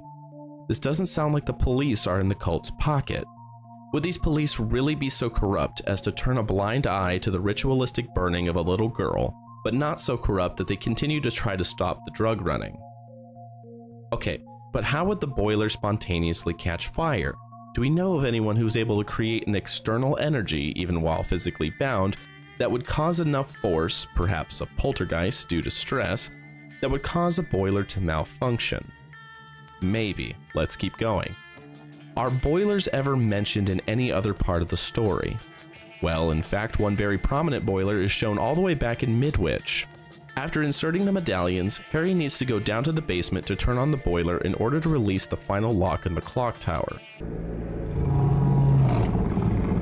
Later, in the nightmare version of the school, Harry goes through that very same boiler room, only deeper still, to hear the beast roar. When it is killed, the fire goes out. No boiler, no fire. Okay, but what if, let's assume, that's just a manifestation of her fear of the sound of the boiler from when she was a student there? Okay, let's figure out where her classroom was then. Judging by the decor in Nowhere, we can see the matching room is on the northwest, on the second floor. And the boiler is on the basement floor to the southeast. It's about as far away as possible, so that hypothesis doesn't seem that likely, though still not impossible. There's another boiler room right next to the storeroom in the hospital under which Alessa is kept. The boiler would have been somewhere overhead of her sick room. Not great evidence, but let's keep going. Upon first reaching Nowhere, Lisa storms off and Harry wonders what's gotten into her, but damn, what is that sound? It sounds like it's coming from the basement. And what is that sound? It sounds like a deep rumbling, like boiling in a machine, and it's specifically coming from the basement. Okay, but are we sure the ritual took place in the basement? Well, we see Dahlia trying to drag Alessa downstairs to perform the ritual, where the final confrontation takes place, and the boiler memo states the basement. We have no other in-game material to suggest otherwise. The boiler memo also has to be earned and isn't there by default. Would the game reward players' investigative diligence by lying to them? The endings of the game are improved specifically by doing extra investigation. I think it's particularly interesting that the White Claudia memo is found in the same room and requires a similar method to unlock and is ubiquitously considered truthful and accurate. Never mind that the only mention of a fire happening at all in the story is when Lisa briefly mentions Dahlia's kid died in a fire, with no further details outside of Alessa's having charred skin. If we want to specifically accept the story of the house burning down as true, we have to assume the information in the newspaper from 7 years ago is at least partially true as well, since nowhere else indicates that the location of the fire was in the Gillespie home. But if we go back in the room with the memory of the altar in Dahlia's home, we see the most damning of evidence. These are two pictures, one on either side, that look like they could have bordered the image of the god in a sort of triptych had they been placed together. The one on the left states, "The light to the future," gives Harry the code to open the door to the left, where he obtains a key to indeed progress to the future. The image is of the White Maiden we see later in all 4 of the endings, the Mother of God. So if this is the image of the future, the other, the image on the right, the light illuminating the darkness, must be in reference to the past. The darkness of the unknown is being illuminated by the light of truth. Indeed, there is nothing through this door on the right at all, save for these 2 memos which must be earned through investigative diligence from the player. In the image itself, a woman, naked and bound by the wrists and put to the spear. Is this the ritual? An impregnation ceremony involving a nude woman, bound and about to suffer at the end of a violent piece of phallic imagery. But where is the fire? Here's what happened. Dahlia is pulling at Alessa, trying to get her to cooperate with bringing about the true paradise and birthing the god by using Alessa's power. She hadn't yet decided to use Alessa as the victim and vessel for God, so we can presume that Dahlia was intending on using someone else whose identity we aren't privy to. When Alessa resists, she says, "Oh, but Mommy, I just want to be with you. Just 2 of us. Please understand." Dahlia doesn't respond to this attempt at affection, but instead realizes that she doesn't need to wait to perform the ritual. Oh, yes, I see. There's no reason to wait. Herein lies the mother's womb, containing the power to create life. I could have done it all myself. She can perform it right here, right now, with Alessa, just 2 of us. No other members of the cult involved. Instead of using Alessa for just her power, Alessa would also be the one to birth the god. Dahlia drags Alessa into the basement, and something akin to what we see in the light illuminating the darkness painting occurs. Alessa, using her power, resists either purposefully or instinctually, which causes a fire to catch in the basement. Dahlia leaves her daughter, still bound and unable to escape, in the house while it burns to the ground, yet taking enough time to rescue the altar and keep it from being destroyed. Alessa's soul separates in 2 as the fire spreads and 5 other homes are caught in the blaze.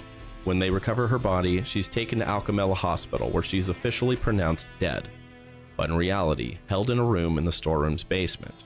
The cult members meet and are despondent and frustrated. Dahlia does what she can to suppress the worry and doubt. Everything is going according to plan. No, these are just stalling tactics. Never fear, the promise shall not be broken. Dahlia then explains their next move, since no one seems to know what the plan is anymore. We'll use a magical spell. But that will take time. But the power we could draw now will be very weak. Almost nothing. But it's not done yet. Are you trying to say it won't work? That wasn't our agreement. But it'll take time. The power would be weak. It's not done yet. Are you saying it won't work? No one is happy with Dahlia here. They had a plan, one to utilize Alessa's power to perform the ritual, not use Alessa as the vessel herself, and it turned into a disaster. Even Lisa claims that Dahlia's demeanor noticeably changed only after the fire, only becoming known as that crazy Gillespie lady ever since her kid died in a fire. And Dahlia herself refers to that event as that terrible day. The authorities investigate the source of the fire and, like most reasonable people, don't subscribe to the existence of magical powers or poltergeists, and rule that it was the boiler's malfunction that must have been the cause of the fire, having no idea who actually started it. If Dahlia was the mastermind who orchestrated this perfect plan, why did it all fall apart? Alessa is the only one who could have resisted in this scenario, and she had no one else in her corner. Anyone else without powers would just have to accept what was happening.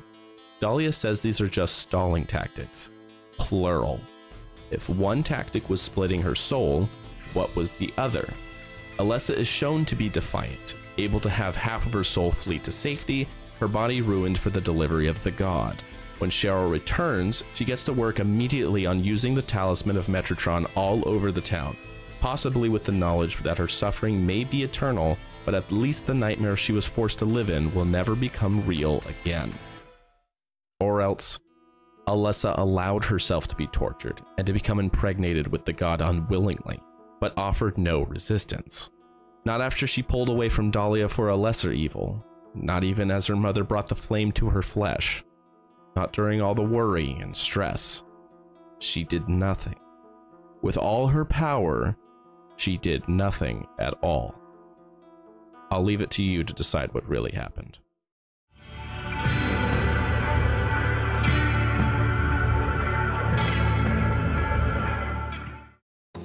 For this final section, I want to raise the last questions remaining. Not all of them have answers, but for those that do, I want to provide some clarifications or better specifics.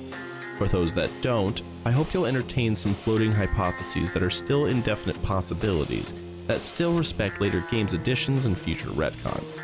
I won't be directly referring to those games in detail until we cover those later down the road, however.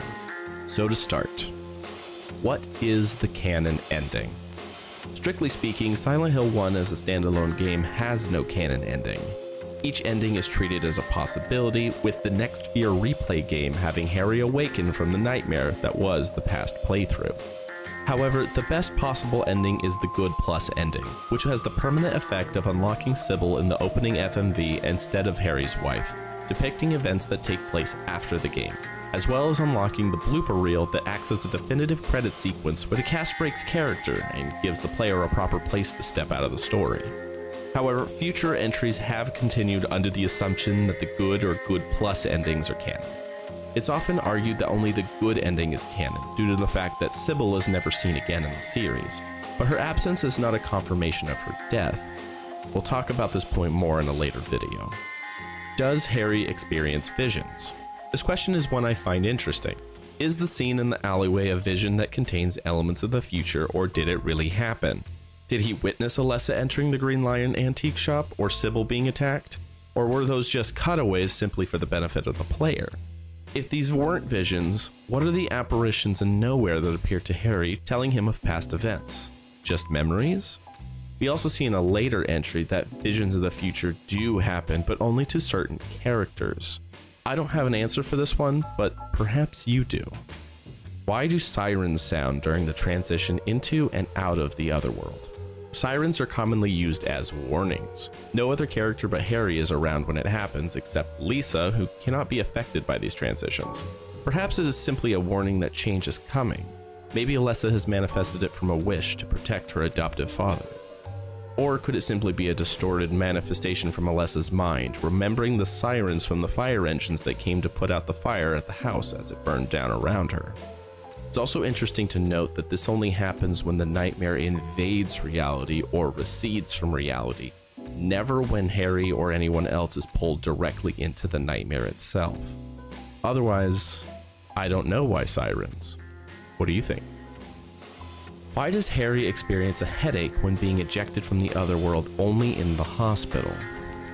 Headaches are another Silent Hill trope that's commonly misused and associated with the passing out teleportation issue. Harry only experiences it once when he is ejected from the Nightmare Hospital into the normal one. Or, more accurately, the Otherworld is receding from reality around him. Why doesn't he experience this at the school or at the rooftop of the post office?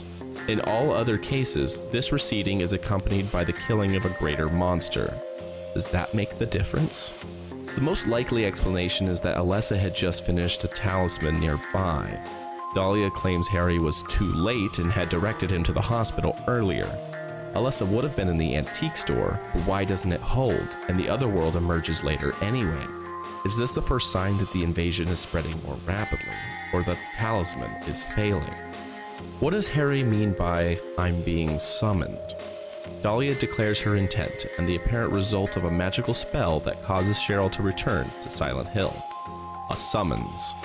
It's unclear if Cheryl was compelled to return or if she was simply called, feeling Alessa's pain, but free to ignore the summons. Harry states with no trace of doubt in his voice, "I'm being summoned." By who? Alessa? There's a magical compulsion for Harry to go down the elevator and confront Dahlia. But we know Harry would have done so anyway. but Alessa's pleas for help come in a magical energy that summons Harry to her location. This is a very important point that we'll need to remember for later entries. What did Kaufman want out of his deal with Dahlia? This one stumped me for an embarrassingly long time, but I think I figured it out now. It's clear that he partnered with Dahlia primarily to benefit from the drug dealing scheme they had going on. But why would he care if the cult's god was born? What else could the cult offer him? Power. Specifically, the power to silence his enemies. Alessa was not a reliable source of this power, as she resisted doing the cult's bidding over time and was in emotional turmoil over it. Perhaps if the god was born, it could be manipulated into killing anyone who stood in his way. A true paradise indeed. Of course, this is not what he received in the end. He wanted no part in a tormented world he could no longer profit off of. He adopted this religion to make money, not to serve its beliefs. Why are the roads out? Just as Alessa's nightmare has an effect on reality through manifestations, it can also have a permanent effect on the environment. For example, Harry, Dahlia, and Kaufman are all very real people who can be truly killed by monsters. Why couldn't a road be permanently collapsed by a similar destructive force? But do the roads reappear after the nightmare ends? I'm not sure, but we have no evidence to claim that they do. Harry and Sybil are able to leave the town, but there's no clear indication whether this was because the road was restored, that they escaped through an area unexplored during the course of the story, or if Alessa simply placed them outside of town. Considering that the roads shouldn't be restored since physical effects like these are permanent, and with Alessa's death, no more effects from her nightmare, positive or negative, should occur. And since straight teleportation doesn't otherwise happen, it's most likely to me that Harry and Sybil were returned to the lakeside amusement park, the place where they last were before entering nowhere. This is exactly how Harry left the nightmare earlier. We never see the amusement park outside of its otherworldly iteration, so it's possible there was a road leading out from there. Where has everyone disappeared to in Silent Hill? Since this is the real world and not an alternate dimension, the people of Silent Hill must have gone somewhere. But where? I think it's rather obvious, isn't it? This is a town completely devoid of people and a nightmare populated by corpses and monsters. Just look at the doctors and nurses of Alchemilla. They were once people, but now trapped forever in this nightmare, only to emerge when it manifests itself onto reality. Just like Lisa. I get it now. Why I'm still alive even though everyone else is dead. Everyone else is dead. Does she mean everyone in the hospital, or does she mean everyone? But when did this happen? By my best guess, it looks like when Alessa's projection emerged from the nightmare to meet Cheryl, and most of the townsfolk were pulled in, killed, or turned into monsters. What are the parasites? Parasites are interesting and never return to the series, likely because they're very specific to the scenario going on with Alessa. The game itself makes no direct comment on them other than they can be expelled with Aglaophatus. It makes me wonder, if Harry had more Aglaophatus, would he have been able to save the doctors and nurses? Probably not, since Lisa tells us they were all dead already. But imagine the tragedy of all those people who were still inside and able to be saved, yet Harry killed them all without ever knowing. I guess it's a tragedy either way. The parasites do seem to be related to the god itself, as when it's expelled from Alessa's body, it emerges from her back, mirroring the scene when the parasite was expelled from Sybil. Also, I couldn't find a better place for this bit, but Alessa's pregnancy with the god doesn't seem to work like a normal human pregnancy, or take place in a literal womb, considering its birth from her back. This concept will be revisited later as well. The final confrontation in the bad ending also has Harry fight who is otherwise Alessa, so why does she try to kill him? The god is a parasite, taking control of her actions. Might be a metaphor in there somewhere too. Wait, people turn into monsters? Yes, and we'll see this concept again too. If the nightmare can manifest onto the environment, why couldn't it also manifest onto people's bodies? Not all monsters were once people, of course, but perhaps the humanoid ones were. In the case of Lisa, it isn't obvious that she's been turned into a monster per se, but she is a vengeful ghost, her physical transformation being that of profuse, unnatural bleeding. It's unknown if she would have worsened with time. It is possible that the humanoid enemies were at one point people. children at school, or the adults on the street. We have no confirmation on this, however. Assuming that it is true, I like to wonder why those who turned into monsters look human, or nearly human, while others take on a more abstract or animalistic form. Perhaps those closest to Alessa were preserved in her mind, and thus retained their human shape. Those she doesn't remember clearly or only knows about in the abstract become deformed humanoid monsters. Interesting to think about, but still deep in the realm of speculation, and we'll dig into this topic more in a later video. Are you sure this takes place in the real world? With the exception of the Nightmare World, also known as Nowhere, yes. It all takes place in the real world until a future game modifies this principle. Even Nowhere is a dream produced by a real-world mind. There's no supporting evidence that the Fog World exists separately from the Otherworld or as an intermediary dimension in Silent Hill 1. Besides, we have clear indication that Harry realizes that it's not him being transported to a nightmare, but reality itself being turned into the nightmare. Unless he's wrong, and this gets retconned later, that is what's being portrayed in Silent Hill 1. Even Kaufman, who was up to his eyeballs in this stuff, seemed to genuinely believe he was still in the real world, attempting to escape and awaiting a military rescue at any time. A military rescue squad should be here any time now. If they come through the town, we're home free. While this rescue never occurred, Kaufman should at least have some awareness of another dimension existed, especially if Alessa was supposedly trapped in it for 7 years. We also see in the introductory cutscene that Sybil seems to have received a call to go check out what's happened at Silent Hill. Considering she's from the neighboring town, was wearing her uniform and heading in the same direction as Harry, even passing him at one point but not in pursuit of anyone, we can assume she's investigating the sudden loss of communications from Silent Hill. This means that Brahms is experiencing a physical change in reality where their neighbors cannot be contacted, not simply some folks getting absorbed into an alternate dimension while the town functions as normal. The reason why we don't see any other police or rescue attempts is because the roads outside of town have been destroyed, and the time frame of the game takes place within about a day or so. We also clearly see that Harry and Sybil physically run out of Alessa's collapsing nightmare into the foggy streets of Silent Hill.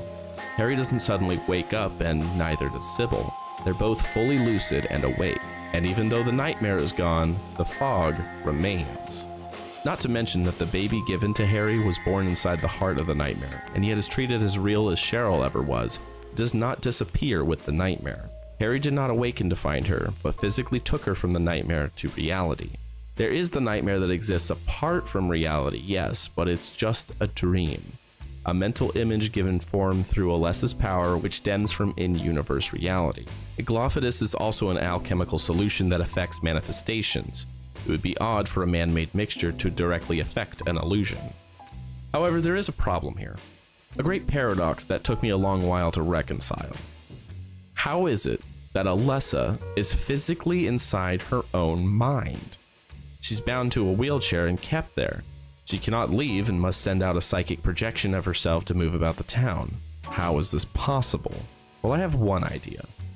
The Flowrose. Not much attention is given to the Flowrose, and like the Talisman of Metatron, it appears to be more of a plot device than anything else. But what is said about the Flowrose, and what can we observe of it? Dahlia claims it as a cage of peace. While we need to take into account that Dahlia is a manipulative liar, the most effective lies are based in truth. She's correct that the world is being covered in darkness, and that the Flowrose would stop Alessa. Is she also correct in calling it a cage, if not one of peace? The Flowrose reacts on its own when Harry brings it close to Alessa, and makes a wailing, almost mechanical noise and generates a magical blue light before swooping down and disabling Alessa, neutralizing her powers. Dahlia takes Alessa to go home, but their home was destroyed. Where do they actually go? Into the memory world of Nowhere, where pieces of their home still exist. Odd that Dahlia is aware of this nightmare of memory then, and how do they get there? Dahlia, now back in control of Alessa with the entirety of her soul, draws power from her and is able to enter the nightmare, pulling Harry, Sybil, and Kaufman in as well. This is accompanied by a wailing mechanical noise and a magical blue light. Immediately, the Flowrose is no longer in Harry's inventory. Perhaps it is Harry that is in the Flowrose. If the Flauros is the source of the nightmare and keeps Alessa physically trapped inside it, not the god, this would resolve the contradiction that she could physically exist inside her own mind. It's not her own mind, but a cage of peace, as Dahlia puts it, to keep Alessa from running rampant and trying to destroy the cult's plan. Peace for the cult. This would also account for how the nightmare was inflicted upon Alessa. The nightmare is contained and sustained inside the Flauros, intermingling and being influenced by Alessa's mind, producing the nowhere place scene at the end of the game. Without it, the nightmare may never have appeared at all. At some point, perhaps as late as just after Alessa's projection escaped in the beginning of the game, Alessa's physical body is taken into the nightmare housed allegedly within the Flauros. Her mind feeds the nightmare and the nightmare feeds her mind, as she is physically trapped within the wall of this cage of peace. In the real version of the hospital, with the effects of the nightmare, Alessa isn't there. Her body has already been moved. And where had it been moved to? I hope that made some sense. It's not something that I think is definitively provable. I'm not sure I understand it all myself. But the pieces fit oddly well and surprisingly even jive with later entries, so I wanted to bring it up. I'm curious what you guys think about this idea. It's an interesting concept, and considering the Flauros is likely still out there in Silent Hill somewhere, it might be an interesting point to develop in further entries in the series. Was Alessa born with powers, or were her powers induced by abuse? This is more of an open question, as I don't know. Alessa certainly was abused before the ritual was thrust upon her, but was she abused to induce these powers, or were these powers why she was abused? Considering no one else in the cult seems to have these abilities, there doesn't seem to be a known recipe for inducing these kinds of powers, but it doesn't rule it out altogether. I want you guys to think about this until we return to this question in a later video. Are you sure the fire was unintentional and/or started by Alessa? Almost certainly the burning was unintentional by Dahlia, the doubt only arising from lack of hard definitive proof like a character stating it outright, but not for lack of evidence. The opposing stance assumes far too many elements than is present in the source material. The cult also lacks conflagratory material in their altars and imagery. The picture of the ritual depicts no fire. Their altars are crenellated by candles, a gentle flame at most, and a common component of ritualism with little given to their significance. Yet there is a ceremonial axe mounted on the other church's wall, which fits in well with the medieval imagery of spears. Also note that the burning corpse representing Alessa also shows the spears behind her. This is also the case in Nowhere, but the fire does not appear here. Why does fire appear in the Otherworld then? The other church altar catches fire. The blazing body in the school's basement, the raining fire, the Gillespie house fire. What is the common factor in all these specific cases? Alessa. No, not her nightmare, her actual presence. Do we see Alessa in the school boiler room? Yes, it's the first time we actually see her directly. Do we see Alessa in the other church? Yes. The scene before entering the Nightmare Hospital shows her entering the antique store. Though we can't see her when she's unmanifested, she is still there. And of course, we see her hold the rain of fire long enough for Harry and Sybil to escape. Does this mean that Alessa has control over fire? Is this part of her power? If she does, this makes a lot more sense why the Gillespie home caught fire. It wasn't the boiler exploding, it was Alessa herself that caused the fire or manipulated the boiler fire. This is why the altar alights. This isn't a ritualistic rite, it's defilement. Alessa, who cannot be seen currently by Harry, is the one who burns the altar. She cannot be seen in the normal world, but we know that she still exists within it. Looking at the wall to the left, it is written, "No God." Now this could mean there is no God, this cult's God is no God, or simply telling God no. Who would write something like this? Certainly no cult member would blaspheme at their place of worship. It would have to be someone who is fighting against this God, someone who has the means and motivation to mark up the walls. In the spirit of rebellion, the altar is burned.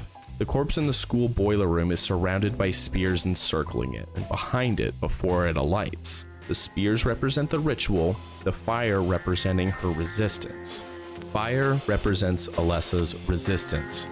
It was her fire that allowed half of her soul to escape and the ritual to be stalled. It was fire that revealed Alessa's sick room to Harry. It was fire that killed Dahlia. To counter this point, it is the god that uses this fire in the form of lightning. Is it transforming Alessa's fire, her power, into something not of herself? After all, Alessa couldn't bring herself to kill her mother even after all this time. though she had ample opportunity. It is only when the god takes over her body does the lightning smite her, the parasitical effect of the god within her, or without. After the god is killed, Alessa halts the rain of fire before losing her strength, and after the god has already been destroyed. Up to this point, Alessa is shown to have no control over the monsters or the manifestations of her delusions. But here she can stop the fire, just as she was able to stop Harry earlier. This, to me, makes it clear that Alessa's powers include the manipulation of fire. I love convincing myself all over again. This doesn't mean that the fire is a good thing to Alessa. After all, her body was still destroyed by it. I can't imagine her not being irrevocably traumatized by that. But even if she was traumatized by her own means of fighting back, they are still her means of fighting back. Of course, these are just my thoughts. I'll build on this case more in future videos, but I want to know what you think on this one.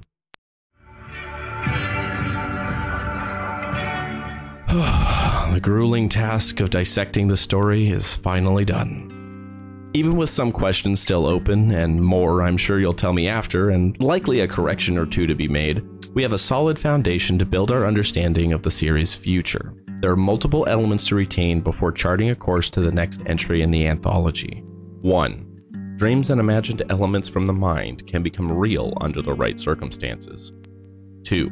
Magic is real, and there are known rituals to perform it. 3. Some people are gifted powers separate from the ability to manifest delusions. And 4. A person can be magically compelled to answer a summons. Yet with all the intricacies of the world building and indirect storytelling, what is this story really, at its heart, all about?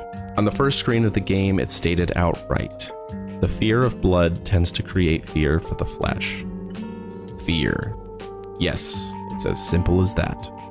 But not just carnal fear of harm, that much is obvious. It's the deeper fears, the implications beyond the blood and the flesh. Harry fears for his mind and for his existence. Lisa fears the truth. Dahlia fears failure. Kaufman fears retribution. Alessa fears what will happen if her mother brings the god into the world. When Harry receives the newborn infant from Alessa, he is seized by irreconcilable terror. Who is this child I have with me now? Is it Cheryl? Or Alessa? Or someone else? What happened to my daughter? Is she with me? Or is she gone forever? Am I rescuing her? Or am I abandoning her for another? He would never know for sure. The last time he ever saw Cheryl as he knew her was when she looked up at him, mere moments before Harry lost control of the car and their life together. It was so sudden, he never got a chance to tell her how happy she made him. Alessa, Cheryl's true self, cannot be forgotten. Her legacy has been criminally remembered as a vengeful villain, bent on revenge and the destruction of those who wronged her, but this couldn't be further from the truth. Her life was one of pure suffering, desperately crying out for love. She never had anyone to turn to, no friends, no family. The one closest to her was repulsed by her. Her entire life experience was a literal living hell. When Dahlia failed her as a mother, Alessa had every right to be angry with her and exact revenge. But even with all her power to kill others, she could never bring herself to kill her own mother. Dahlia's death was not of her own will, but the god monster within her, the one Dahlia loved more than her daughter. But it was through the fire and her time as Cheryl that Alessa met Harry Mason, who took one look at her and, without a second thought, chose to love her. He loved her as a father should, the love Dahlia would never give her, and it is this love that kept her going. This love made her brave. It inspired her to stop Dahlia from winning, even if she had no one to help her, even if it would cost her her life, even if she would never know for sure if she had done anything that mattered at all. Still, she tried. She knew there was a world that was worth saving, for it contained at least one righteous man in a world of sinners. Remember Alessa as the noble soul that she was, who suffered endless pain for the love of her father. It's hard to express just how grateful I am for all of you here who watched to the end. I had the idea of making this video 2-ish years ago from the frustrations I had reading the Silent Hill wiki and through various altercations on the subreddit, thinking that cutting together a video would be a simple and quick way to vent that frustration. The manifested lull from that sentence causes me great pain and anxiety. It really just started as a means of helping me understand the storytelling that these games use, rather than relying on the ever-unreliable internet interpretations.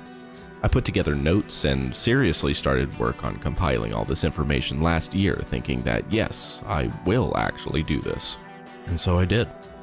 But this year was particularly busy, and on top of general health and energy issues, the vast amount of hours that this project required was overwhelming, to the degree that when I had time, I began dreading booting up the project. I was afraid.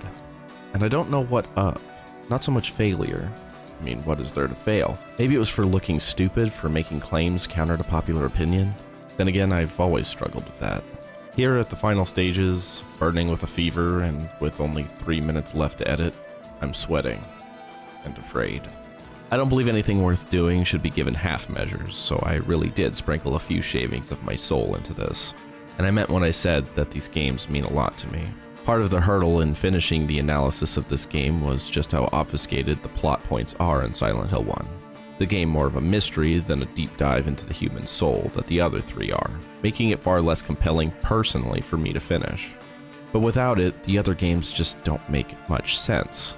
And then we start seeing those wild interpretations that have real-world consequences in making sequels based on misreadings and misunderstandings. But now, here we are at the end, and I'm not even sure what to say. I'm tired, but I'm always tired. Even now, I'm not sure if my afterword that I'm writing right now makes sense, and only half of it's scripted. But I can't go until I've thanked those who have gotten me this far. First, for my sources. I want to thank SilentHillMedia.net for some more obscure resources, and Silent Hill Memories for being an invaluable resource for me to cross-reference with my notes and make me aware of elements I might have overlooked. Seriously guys, if you ever need info on Silent Hill, avoid the wiki. Go to Silent Hill Memories every time if you want actually accurate information. Second, I want to thank you, my audience, but especially those who support me on Twitch. Shoutouts in no particular order to Trinity, aka Veroska Mayday 56, Axel Grip, Arcane Aardvark, Brazilian Batata, aka BB, Tegrixis, Haley, aka Silent Minx, Excitement, Nixon Peace, Ezio, An Enemy Spotted, TX Magic Mike, Jaeger 19 Ultima, Lingsy Plays, and the biggest thanks in the world goes to Antiboy, the best mod a streamer could ask for. And if you're one of my regulars that I forgot or didn't mention, it's not because I don't like you. It's just because I'm stupid and forgot. Final thanks goes to my mom, who not only taught me a love for storytelling in the first place, and for all the things a good mom does, but in particular for helping me get more on top of my health this year. Something I couldn't have done by myself. And lastly, a thanks to my wife, aka Willow Lady 26. I don't even know where to begin, but in regards to this project, thank you for encouraging me when my mind clouds and when my heart darkens. Thank you for supporting me even when it doesn't make financial sense, and for putting up with my impassioned ranting when a Reddit post sends me. Lydia, I love you. Thank you. Well, that's all from me. Please feel free to challenge me on the conclusions I came up with here, either here in the comments or when I'm live on Twitch. I'll be doing more of these as quickly as my body and brain allow me to, and I don't suppose I'll have to tell you which game we'll be discussing next. Anyway, this letter has gone on for too long, so I'll say goodbye. At least, until next time.